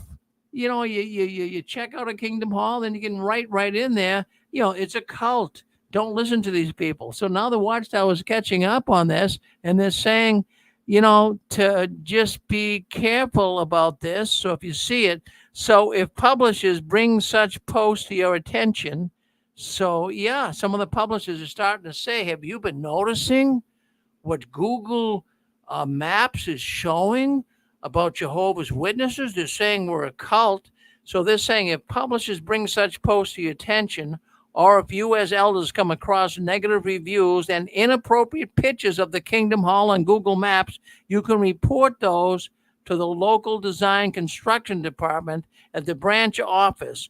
And inappropriate content also includes images where individuals are clearly recognizable. However, we do not ask that you actively search for reviews and images. See, they don't want you to search for the reviews. They don't want you to read what the apostates are saying. Friends, I'm telling you, thank you, all of you guys out there, for being so active. Thank you for being activists. You're writing, we're doing everything we possibly can to bring this diabolical, dangerous cult down. Thank you. Thank you very much for doing that. See, all you people, I had people come on here before and say, we're writing on Google Maps. We're telling people about how dangerous the kingdom halls are. See, it's all working out. See, just little things. All of us together, all of the YouTubers, all of you people calling into the program, all of us working together, we can be a united front. We can really help bring down one of the most dangerous, corrupt organizations ever in the history of mankind. Oh, thank you very much. I'll tell you what, there's so much we could talk about here. I can't go on and on about it. But also they're talking about they're bringing another, well, it's saying that this year, beginning in 2025, they're going to have a new watchtower. Now, right now, there's only one watchtower being produced a year. The public watchtower, that is. They do produce every month the watchtower study, but public edition of the Watchtower, as of we speak, there's only one a year. And they also suggest giving out older Watchtower publications. But in 2025, they're going to start up again with another Watchtower public edition. So that'll give them two. And the same with the Awake as well. It was one, now they're going to go two. So that's some of the things they're talking about. But friends, I have to tell you, from reading these announcements and these reminders, so something's very odd. I've been doing this program now for going on 20 years, and I am seeing, after, friends, you've got to pick up on stuff. Your antenna has to be raised from time to time, but I am picking up the Watchtower is becoming very, very paranoid. Geez, they how much can you take? You have all of these websites, you have YouTubers, you have blogs, you have forums, you have television programs, all exposing the Watchtower. How much can they take? Friends, they are in trouble.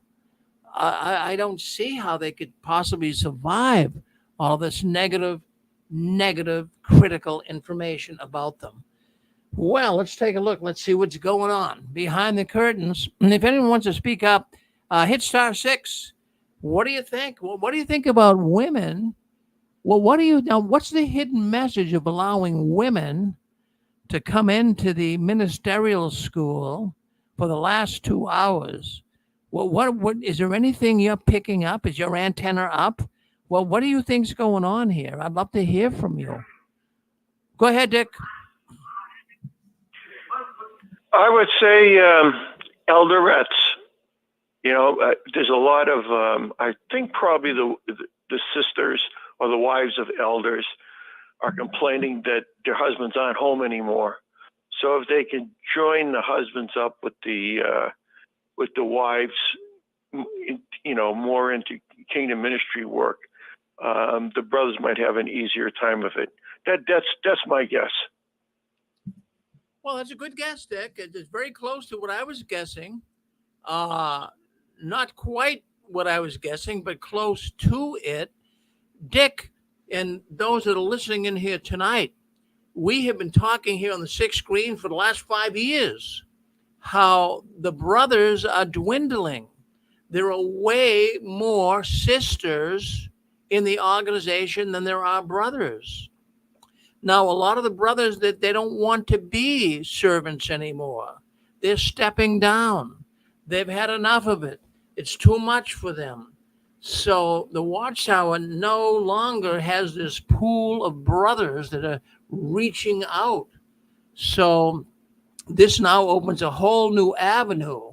So what I'm reading online, but again, friends, don't take it to the bank and cash it. I don't want people, oh, Rick said this. I'm telling you, I don't know. I'm speculating like a lot of us do. And how we have to speculate. The Watchtower doesn't level with us. So I'm speculating that, and I'm going to give you a reason why I am doing this. I'm speculating that these sisters may hear for the very first time, and we may hear for the very first time, that sisters are going to be able to take responsible positions in the congregation. Even kind of taking the lead. Yeah, Dick, you mentioned elderettes, kind of like even taking the lead. And, there are biblical examples where this can be. What about Priscilla and Aquila? We know that they served as ministerial servants. The Bible calls them deacons. So we do know that. So the Watchtower could come out and say, okay, we are now going to have sisters kind of take the lead. How would you feel about that, Dick? I wouldn't like it if I was still in. Yeah. Can you imagine having sisters in the elders meeting with you, Dick? Jeez. I mean, I'm not picking on the sisters, but I don't know if they'd want to be there either with these old perverted guys. Giant goodness gracious. But that's what I'm thinking. Now I have more reason. To really believe this may be happening. Because, friends, there's big changes, monumental changes taking place in the Watchtower as we speak. Now we learn, and this is a fact, this is not any speculation, sisters will be able to attend the last 2 hours of the ministerial or the ministry school that the elders and ministerial servants go to once a year. Now, what got me thinking, man, is this the same Watchtower anymore? We have got here that the 2024 Watchtower, something went wrong with it. Do you know that? Now, the August 2024 Watchtower, it's in a very controversial place right now. That magazine is supposed to be out. It's supposed to be in the hands, being studied and getting ready to be studied in the congregation, but it's not out yet. Now, I'm going to take an magazine in a year, that's laughable, isn't it? It is, Pixie. In fact, this is the first time I can remember that. But they are delaying the August 2024 edition of the Watchtower. And it's very controversial right now. Now, I'm going to take an educated guess because it's only a guess. I hate to come on here every week and say, don't take it to the bank and cash it. I'm just taking an educated guess. But like I said earlier, the Watchtower doesn't level with us, but we can only try to extract little bits of intelligentsia and try to make sense out of what's going on. So we have the August 2024 Watchtower, and it's being delayed because there's two complicated subjects that have been discussed in this issue that haven't been approved by the governing body. They're waiting to bring it in line with the new revised shepherding of the flock textbook. They don't want them to kind of go against each other. They want them both to be in sync. Yeah. They must have everybody looking at every paragraph. That's crazy. But you know, even if they have the elders' wives for 2 talks at the end of their weekend, Dick Borgie always has good comments, but I'm going to have to disagree on his prediction this time, because I'll bet you dollars to donuts that those last 2 talks will be how sisters can't look at that book. I think it would just be to reinforce the policies they already have. Well, that's interesting, Pixie. So you don't think that they're going to make, or at least suggest, that sisters can start taking the lead? Yeah? It is biblical. There were deaconesses. There are many Bible characters. Many of the churches today have women at the pulpit and in other serving capacities. It's part of Christianity, but I just don't see it for the Watchtower. I just don't see them doing it. Yeah, it's very hard to tell. It always seems to be 2 camps. It doesn't mean that we're totally disagreeable, but that's the other camp. And that's interesting, because I'll tell you, a lot of the people have said, well, the elderettes, the women will now take the lead. But I see what you're saying. And maybe they're going to tell those. And with the elderette idea, they might be telling the sisters, well, don't be an elderette. You know, you're still the wife and you've got to stay out of gossip. I can just see it as a way for them to reinforce the policies they need to keep their corporation controls going. Well, I'll tell you what, Norm, I'm glad to hear the other side of the story. I have seen that. I've also pondered that. So there's 2 sides to this story.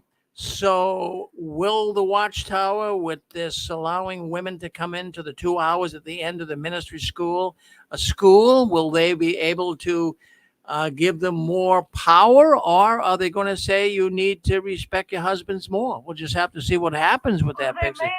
They could also have a third option. Maybe they're going to talk to that specific group about how to be a better partnership, how to have a stronger marriage. That man has to lead in the congregation. His wife should be in a partnership role with him. There's nothing wrong with that. And so they might be beefing up those marriages with a talk too, but I'm still thinking it's going to be policy stuff. I don't see them making.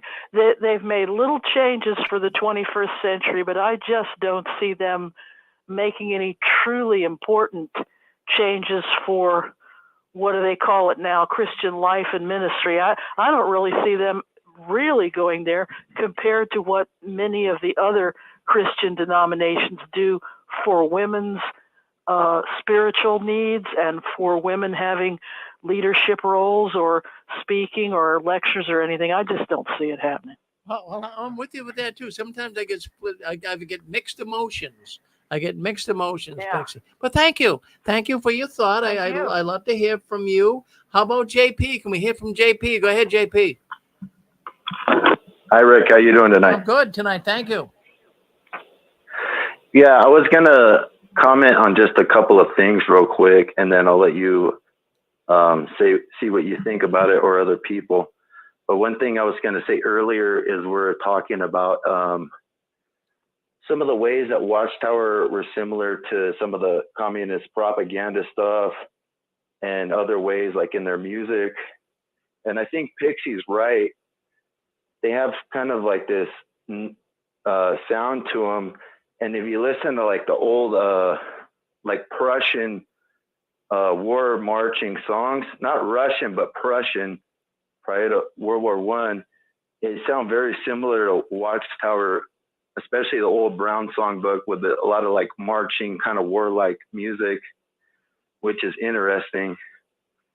And the other thing I wanted to say was that, you know, they seem like it's unbelievable that they're running out of money, which I know they're not. They're a multi-billion-dollar corporation.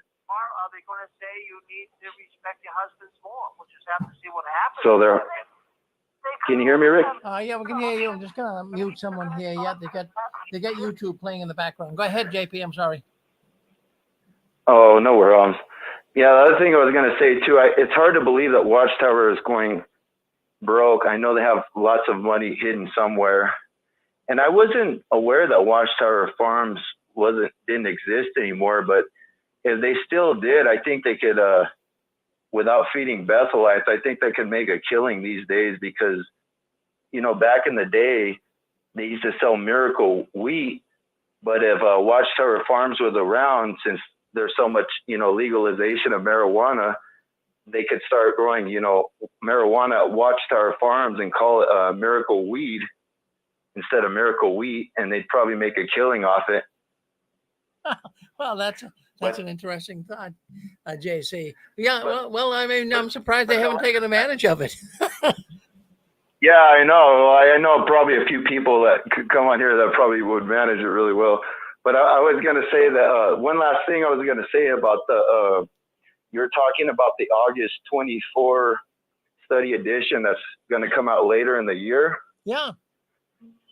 I think that's really surprising because I think in the whole 145-year history of Watchtower Publishing that they've never had like an edition kind of recalled or later put out later. So that's kind of surprising. And my suspicion is maybe because I think they usually will study that particular issue a month or two later, which maybe will correspond around October when the annual meeting comes out. So if they're going to announce something during the annual meeting that really contradicts something that they published in the August edition, I think that's might be why they have to hold the press on that. Or I don't know. That just seems really bizarre. I've never heard anything like that from any publishing company, much less Watchtower. They always seem to be right on top of everything. But for them to, because I think they're going to hold back on the August, and then September, October will be released. And then sometime later that year or after that, they're going to get some kind of a copy of it. Is that right, Rick? But that's all I wanted to say nonetheless. But well, JC, it's always good to hear from you. But I'm going to bring up JP some of the thoughts that you brought up. I'm going to show there's two reasons why I think that they're holding back on this Watchtower. Now, this is the first time in 20 years that I've been doing JW World News that I came across anything like this. But let me just show you the cover. What they did is they did release the magazine, then they retracted it. I'm going to show if you're on YouTube. Are you on YouTube, JP? Okay, so I'm going to put on the conference call. Okay, just stay on there, but I'll explain to you. I'm going to put the cover up if you're on YouTube. This is the cover of the magazine that was released, then we retracted it. Now, that is the August 2024 Watchtower. Now, I'm going to explain to you, if you're listening on a radio network, what I'm looking at here. I'm looking at a cover of two Jehovah's Witness people. One is a man, one is a woman. It looks like they're husband and wife. They're kind of holding and hugging each other as they're walking along. But they're also lugging along a JW cart behind them.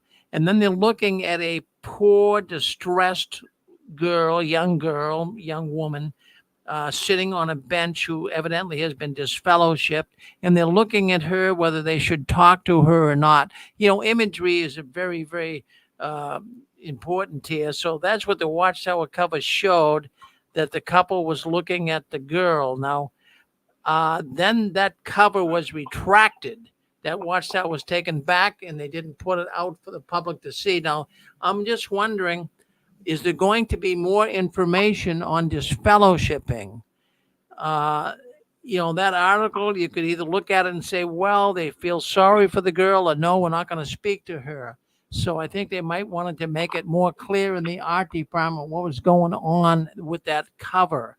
Now, it's just my speculation, it's just my thoughts. So that might be one reason, because they have changed the disfellowshipping understanding. It has lightened up a little bit, not a whole lot.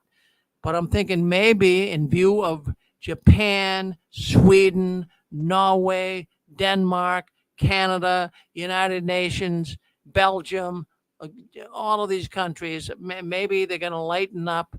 Maybe they're waiting for, to bring this all into sync together with the flock book so that it can all be very much together and they don't have one publication saying something contradicting the other.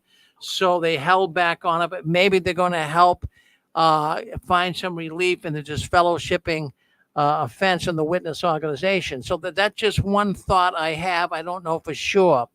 Now, the other thought that I want to bring up here, and it's very important because, in the past, we know there was a magic number for someone to be appointed to a ministerial servant or as an elder. You would have to get the magic number. That would be 10 hours a month then. If you expected to be appointed to be an elder or a ministerial servant, you would have to get 10 hours a month in. Don't even think about it if you're not doing that. So now just stop and think about this. Now in view of the removal of the hour requirements, how is it that the brothers are going to be chosen to be a ministerial servant or an elder? Is it going to be maybe they auxiliary pioneer during the circuit overseer's visit? Well, what is going to be the criteria to appoint a brother? So, they got to come up with answers for this.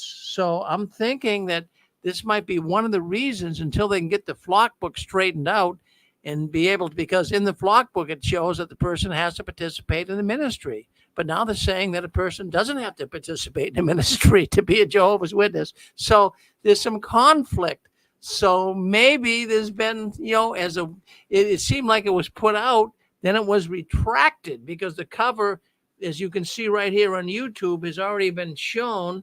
And at the same time, it's not available. So what do you think? I would say, Rick, that for them to be able to not correct this before they put it out into print or give it to the rank and file Jehovah's Witnesses, that it shows that there's something major. I may not be correct, but to me, it seems like they've never done this before. And for them to retract that and to put it down, skip kind of like a month or two to putting it out to the regular rank and file witnesses, that shows me that something obviously or clearly that there's something that they did not want in that magazine that was about to be published for them to have to do that. I mean, there could be no other reason why they would do that, because they've never done that before in the whole 144-year history of this publishing company's, history. It just seems very odd. So to me, that just seems like something really serious or a serious flaw that they were publishing in that month. But I think it might correlate with their annual meeting in October, even though the rank and file witnesses most likely won't hear it till the month after. Usually they'll release it to them in January. It just makes me think that there's going to be something there has to be something that they put in that magazine that they have to get out of there, because it's not going to make any sense, in the preceding months that they're going to either tell them on a broadcast or republish in that magazine. But it would be really nice if there was like a Pimo Bethelite that had the actual copy, or the first draft of that Watchtower. Boy, I'll tell you, if someone ever did have that, it seemed like it was a copy made and then taken back. But boy, I'll tell you, if someone could ever get a copy of that someday would be worth some money. Well, thank you, JP. Always good to hear from you. We are going to go to 226. Could I comment? Hold on one second. We got 226 coming up first, Amory. Then we'll get to you. Go ahead, 226. Thank you. Hello. Yes, go ahead, 226. Can you hear me? Yeah, I can hear you. Yep. It's me, Oleg. I'm here on the video. I'm just called you because you're like, you're not actually. Well, Oleg, we don't. I'm trying to wave you. You didn't see me. Well, I see you, but I mean, what did you want to add to the conversation here tonight? Yes. I want to add to the thing that what they're trying to do next, like from the perspective of Russia, because here it's banned, right? And now what they do, they call themselves as Bible researchers or stuff. And actually, they trying to do it, make it forward as a subscription thing, like online religion, you know? So now they do like kind of like online showing of the like where you can find the God's name in the history of Egypt or any other old books in the history or monuments. That's what they do. They're doing online tours, you know, but it's only by subscription. Yeah, no, I got you, Oleg. So in other words, here now it's cost 500 rubles. Yeah, like it's something around like $5, I think. So yeah, now if you wanna show up as the active witness or something, you have to just go to the next subscription. All right, Oleg. I think we're having some trouble with you with your sound there, but that's okay. We'll take you out. But so sorry, Oleg, but we did lose your sound on that. So Anne-Marie, go ahead. You're on with us next. Go ahead, Anne-Marie. Hi, I was wondering if I could comment on two things. The Watchtower maybe changing women, and I really would like to comment on the picture of the magazine. One, with the Watchtower gentlemen, they do tend to be quite misogynistic, and they always want to be in control and make sure the women remember that they are less than, their brains are smaller, and so on. And if they let them come in, it might be to build them up in the sense that we'll remember now, because they use whatever part of the Bible to manipulate it to make it suit their agenda. Yes, there were judges and yes, this, but we're not trying to be like Babylon the Great, where they let women speak and have a headship role in the congregation. But they might point to why Jehovah God made Eve. Oh, he needs a helper. Like your job is to be a helper for the man. So it's like build her up, but make sure she remembers her place. That's just the thought on that. But my brother, I've been staring at this picture and of the poor disfellowship girl sitting on the bench. And I find a lot of interesting things in it. It kind of reminds me when Lot's wife looked back. And it's the same thing. This poor woman, the Jehovah's Witness woman, seems to be not only with her head, her face, looking back at this poor disfellowship girl, but she has a look of sympathy, and her whole body language is almost like she's pulling on her husband's arm. Wait a minute, can't we at least ask her if she's okay? Maybe somebody hurt her, maybe she's hungry, maybe something happened. And the look on his face, his body language is, don't pay attention to her. That's, we're in the ministry, because he's pulling the cart with the literature cart. But what I find double interesting are the two angels. And one angel is like with his arms spread out and looking at the girl on the bench. It seems to me like, come on, dude, follow your wife's intuition. Maybe you should show some love and see if she's okay. At least give her a kind word. But the angel behind him is kind of leaning back with a look on his face like, what are you doing? Like, ew, she doesn't matter. She's a wicked apostate. She's being disciplined. I find a lot of interest in this particular illustration. Thank you, Rick. Well, that Watchtower got out, but they retracted it. No, there's a 1,000 things going on in that picture. I'm glad you gave your perspective on it. It's strange. It's very strange. But it was out, then retracted, I guess, evidently. But that is the original cover right there. Fortunately, we were able to get it online. I'm going to bring Oleg back on. Oleg, you get cut off before. I don't know why, but we'll bring you back on here. So let's bring Oleg back on. Oleg's coming. Yes, I'm sorry. Well, can you hear me now? Oh, we can hear you coming in from Moscow. So Oleg, what would you like to say? So yeah, that's what I say. Today, they showed us in Russia, like they're doing it through Telegram now. They call it like virtual Bible tours. So, and today they showed us the interview of Dennis Christensen, the guy that went to prison. He is from Denmark, and he was kind of like a Jehovah's Witness here in Russia. And so yeah. And now what they do, they starting doing subscriptions. So one subscription costs around 500 rubles. It depends on the tour which you choose. So they're doing virtual tours about what's going on, like where you can find the God's name in the history of Egypt or anywhere, like in old books and in the history, basically. They trying to point out as an online religion. So everything is based online. So there is no need to go to the meetings and all that stuff. The only way to define if you're active or not is if you pay, how much do you pay for a subscription? All right, so they're asking for subscription money. Is that what they're doing?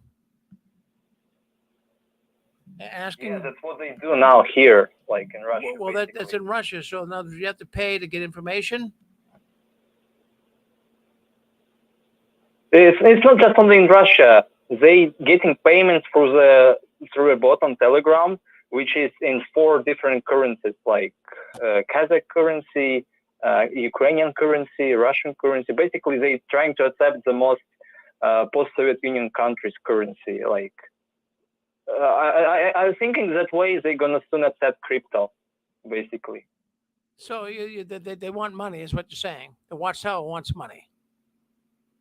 Yes. They want to transfer everything online. Everything should be remote by subscription. Well, very good. In other words, maybe they don't want the witnesses going to Kingdom Halls and getting beat up and getting arrested. So everything online, but make sure you pay us. Oleg, thank you. Thank you for coming in from Moscow. Thank you very much, Oleg. Yes, I have also one fighting to show. Can I show you? Can I show? What is that? What is that you're showing us? Hold on one second. Go ahead. What do you got there, Oleg? Well, what do you see there? Oh yeah, that's a book. Yeah. All right. That's an old book. That's an old book by the Watchtower. Yeah. Yes. Yeah. Yes. Can you hear me now? Yeah. So yeah, it's a book, things in which it's impossible for God to lie, right? So right. It's a book from 1965. Right. So yeah, in that book, like if you look, they showed up Jesus beardless. If you see. Oh yeah. I'm showing it right. Right. Yeah. So yeah, I have the same book, the Ukrainian version of the same book. It was released in 1971, just like 6 years later. But in that same book, but in Ukrainian, they have Jesus with a beard, if you see. You couldn't quite understand your accent there. What in the book? What picture they show in the book? Jesus what? Yeah, it's hard to see. So yeah, like it's Ukrainian. It's in Ukrainian, but in Ukrainian version, the illustrations of Jesus are with a beard, while in the English version of the book, the Jesus is without the beard. Okay, so in Ukrainian with a beard. Yeah, no, I see it. Well, thank you, Oleg. Thank you for coming on tonight, and thank you for coming into the Six Queens tonight. We appreciate it. We appreciate it, Oleg. I wish I had more time, but we got to move on. We got more programs. But thank you for sharing some thoughts with us. Thanks for listening in. Okay. We appreciate it. All the way from Moscow. Thank you very much, Oleg. Appreciate it. Yeah, thank you for coming and being with us. Bye now. Well, there you go. It's coming in from Moscow. Friends, this is an international program. We got people calling in from all over the world. Hey, Rick, I was going to say one last thing real quick. Yeah, go ahead. This is JP. Yeah, if you could ever get Oleg in for an interview based on the comments and the YouTube and stuff, we would really like to hear his story from a ex-JW from Kazakhstan who's now living in Moscow. I think it would be really interesting. Well, let's see if we get him. Hello, Oleg, you were there with us? Hello, Oleg, can you hear me? Oleg, they would like to have you come on here one of these times and tell your whole story. We don't have time to do it tonight, but we would love to have you come on and tell your whole story here. I don't know if you can hear me or not, but Don't be a stranger. You come back and talk to us. I'd like to have you tell your whole story. We can hear more about the Jehovah's Witness in Kazakhstan as well as in Russia. That would be good. If he ever wants to do it, Rick, I'd be willing to interview him on your show if nobody's willing to do it. But I just want to leave that open to you. But I know you got to move on to the next show. But thank you for everything, Rick. Yeah, that's the problem here at the Six Screens. We always get new programs coming up. We always try to have so much time to spend. Okay, so there you have it. I mean, we're going to have to end the news there. We got Eric coming up next. Boy, I'll tell you what, so much to talk about. We couldn't even get to it all tonight, but maybe next week. It seems like there's so much news going on in the Watchtower. We can't get to it all the time. But anyways, well, let's give away some prizes if we can. Eric, if you're listening in, let me just check in. And Eric's coming on in just a few minutes. But I just want him to know that, okay, I just want him to know that he'll be on in a few minutes. We're running behind here tonight. We have a number of friends. We have about 14 different programs here on the Six Screens. And, time, it seems like, is always a factor. So, but sometimes we have to just go a little longer over time on some of the programs we have. But let's take a look and see what's going on. Now, we have the duck. We talked about the duck. And I want to give some books. I got some beautiful books I want to give away. I don't know if anyone said the secret word tonight at all. But anyways, let's see if we can't get some of you folks to speak up and see if we can't give some books away here tonight. We do this every week here on the Six Screens. We have the duck comes down. He'll give you $100. Not that's on the Groucho Marx show, but here you get a book. All right. Did you watch Groucho Marx years ago? That's what he used to do. If you said the secret word, you get $100. So let me just get right in here for a second. Just trying to get a few things up. Trying to multitask here at the same moment, and we will do it. So just stay with us. Just want to get YouTube up here, get our Jeopardy theme song music because we play the Jeopardy theme song. And let me just punch this in here now so we'll have it. So hold on 1 second and we'll start asking our questions.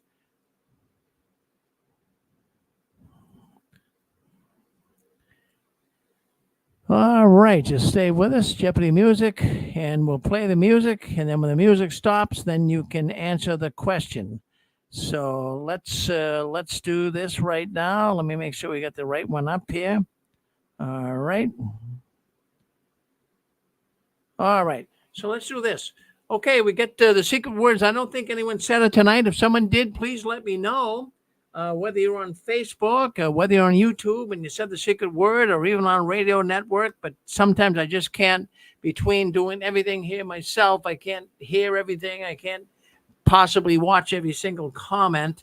So let's talk about some of these secret words, and then you can win one of the books. We get some beautiful books we're going to give to you tonight if you call into our program. Now, if you won some books in the past, go ahead, you can still participate, but let's give some people a chance to win it. Let's let them answer first, if you would. We have a book here, People for His Name. There it is right there. You can get that book. We have another book here, Millions Now Living Will Never Die. So we're looking forward to that. Concepts. Look at this here. Concepts of a Captors of a Concept. Captors of a Concept. It's a wonderful book. So you can win these books here tonight. So let's see what happens. Let's see if we can't get some people to speak up. Now, don't speak up until the music stops, okay? If you speak up before the music stops, you're automatically disqualified. So let's see if we can get some people to win a book. Now, we've already sent some books out. It's taken about 3 weeks to a month to get them. So don't get upset if you don't get them right away. It takes a while to do this. There's a lot of things that we do here that takes time.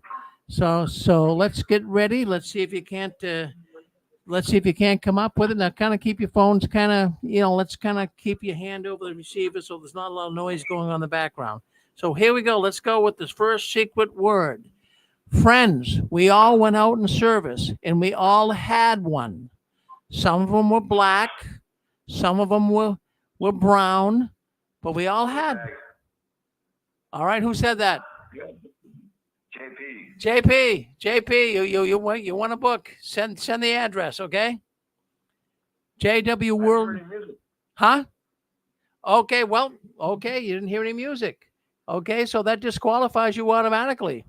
You spoke up before the music. Sorry, JP, you lost. I forgot. Yeah. Okay, we have got to go with the music. All right, so let that one go. All right. Now you could be a ministerial servant. You could be an elder. You could be a circuit overseer. What else could you be? Hold on. Wait till we play the music. What else could you be? Hold on.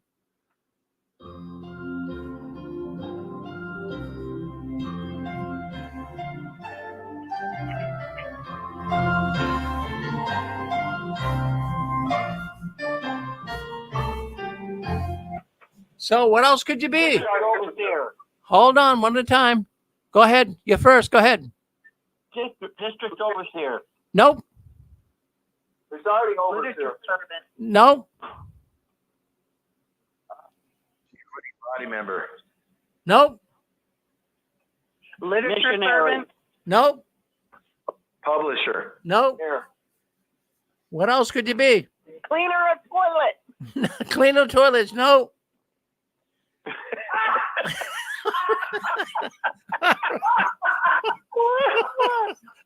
Oh wait, only women get to do that. Yeah.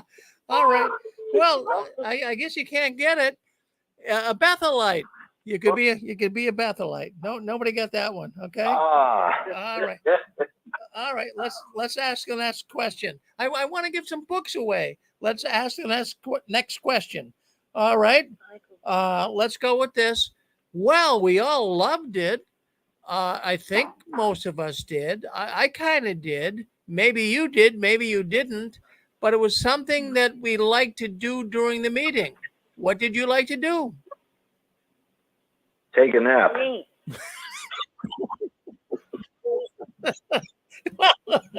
All right. So some of us got involved when we were very little. Give a comment. You know, it's somewhere else. Well, you had to join it. Ministry school, theocratic school. Theocratic school. Who said that? Theocratic school. Who said that? Alan from Florida. Alan from Florida. You want a book? Did you ever win anything? How come he didn't have to wait for the music? Oh, wait a minute. Yeah, we didn't play the. Well, we're gonna let him have it. I'm sorry. All right, so we'll let you have it. So send the email. Send an email to me at JW World News. Let me know what your snail address is. I'll send you a book, Alex. Okay? Or is it Alan? It's Alan, not Alex. All right, it's Alan. Okay, Alan. Got a lot of things going on here. You. A lot of things. Okay, Alan. Thank you, Alan, for coming in tonight. Thank you for answering. You're a winner. Okay. All right. Let's go with the next one. Oh my goodness gracious! When you guys were in school, were you young Jehovah's Witnesses? Did you feel intimidated? What really intimidated you the most in elementary school? Saluting the flag every morning. Saluting. Okay, well, that. Darn it, I Not forgot being about able the to music. eat Hold on. birthday cupcake. Okay, there was no music, so we're going to disqualify that. It was saluting the flag, but you got to wait for the music. Okay, so we disqualified that one. All right. So wait for the music to stop. When the music stops, then you can answer the question. All right, let's go with this one. Yeah, All right, let's go with this one. There is many courts that you can go to voice your complaint. We have the district court. We have the regional courts. Now, hold on 1 second.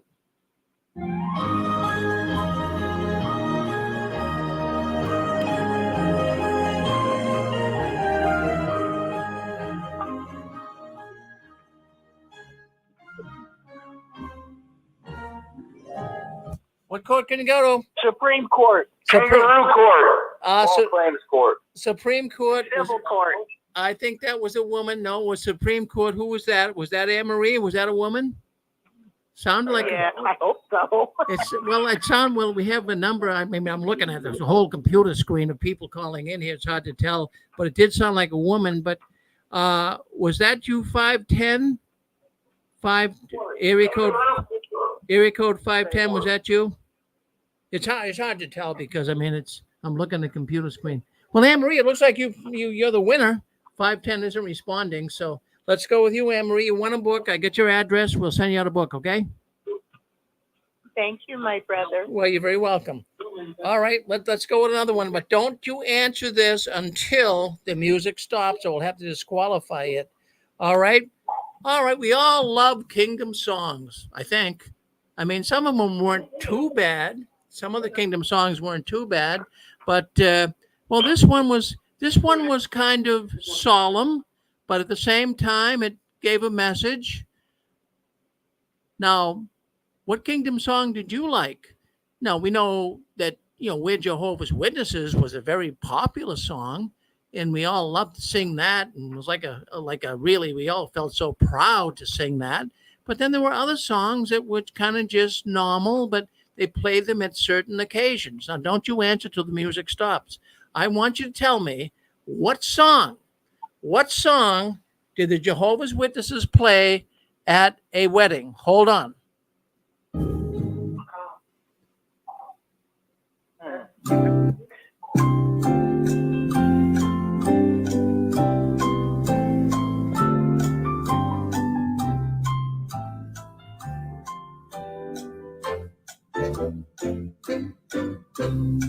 All right, what song at a Jehovah's Witness wedding? Go ahead. Shulamite woman? No. Shulamite Maiden. Shulamite Maiden. Who said that? Alan from Florida. Alan, you are good at this game. You are good at this game. You won. Alan, I mean, what makes you so good at Watchtower trivia? Were you a witness for a while? Well, I was raised from age 5 to age 40. I disassociated myself. I have a stepfather and a brother that are elders, and I am shunned. I lost my only son, and I'm a big fan of your channel, and it's a long story. Well, but I was in it for 35 years. Well, I'm sorry to hear about your son, Alan. That's not good. That's not good. But thank you for dialing in. Now write me at JW World News. Yeah. You know what I really want is I sent you an email for a ticket for your convention next year in August. I really want to meet all you folks in Boston. Yeah, in fact, that convention's coming up. You will get tickets. I don't want to sound like a broken record, I say every week, but you'll have them. I got you in my list. Don't you worry. You'll get tickets. Now, you wrote to me an email, right? Yes. Thank you, Rick. I really appreciate your love and all you do for the community. Thank you so much. Well, you're welcome, Alan. Good to hear from you. Thank you very much for coming in here tonight. Thank you very much. Appreciate it.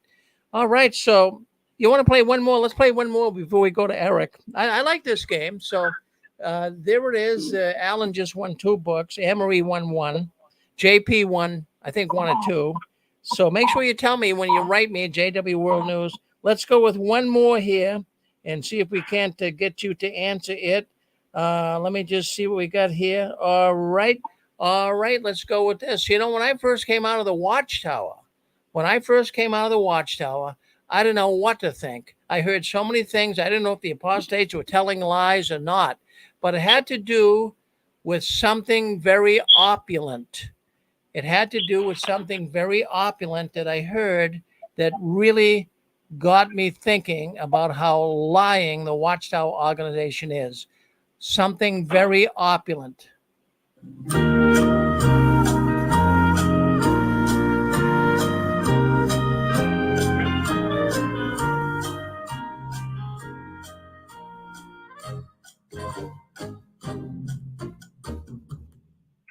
Very opulent. Jeffrey Jackson's Bentley. Jeffrey Jackson Bentley. No, that wasn't it, Dick. Something very. Theocratic war strategy? What was that? Theocratic war strategy? No. something very opulent, something very rich and very opulent, something they kind of even bragged about, but kind of, put it on the back burner from time to time. All right, I'll give you another clue, but don't answer it until after the music stops. Many people went to Southern California to take a picture in front of it.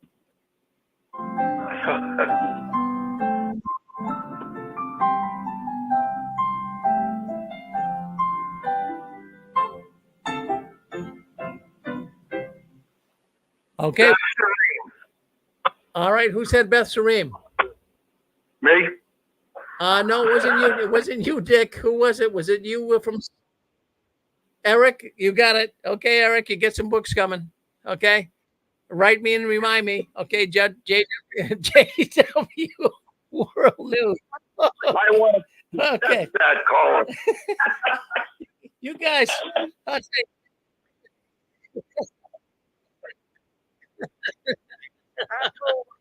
All right. Well, I'll tell you what. It's so funny. Well, we have one more caller. Did someone else want to come in? Apple Watches. What's that? Apple Watches. I can't quite hear you. You're coming in from the UK, are you? Yeah, I said you asked the question about opulence. Oh, opulence, yes. I asked the question. Apple Watches? I'm sorry? Was the answer Apple Watches? Was the answer the Apple Watches? No? I'm sorry, I'm having a hard time come closer to your phone. Apple. I'll write in the comments. Yeah, okay. Well, thank you, sister, for coming in at least. But thank you. It's boy, I tell you, a lot of people they like this game. In fact, we had a program on here. We should bring it back. It's Watchtower Trivia. Maybe we should bring that back because you guys really seem to like playing these games. So I think we will bring that back. We had a special program a few years ago. I think we'll bring it back. Well, folks, I want to thank you. We're coming to the end of the program. My goodness, what a great program we had tonight. I mean, you guys made it great. A lot of people calling in. We had a lot of fun here, exposing some certain things going on behind the curtains. And friends, I want to tell you the truth. I mean, you guys know it anyways. The Watchtower's in deep trouble. They're not going to be able to go on. They're trying every trick in the book to stay alive. But you just keep cranking away at it. Keep exposing them. Keep telling everyone you come in contact with about the Jehovah's Witnesses. Don't hold back. Let everyone know they are a dangerous and a destructive cult. Well, I want to appreciate and I thank you all for coming in. Now, we will not have a 6-screen Sunday tomorrow. That is an off day. It will be the following week. We do it every 2 weeks. But if you like our channel, if you like our YouTube channel, please subscribe to it. It's not monetized at this point, and I'm not making anything from this.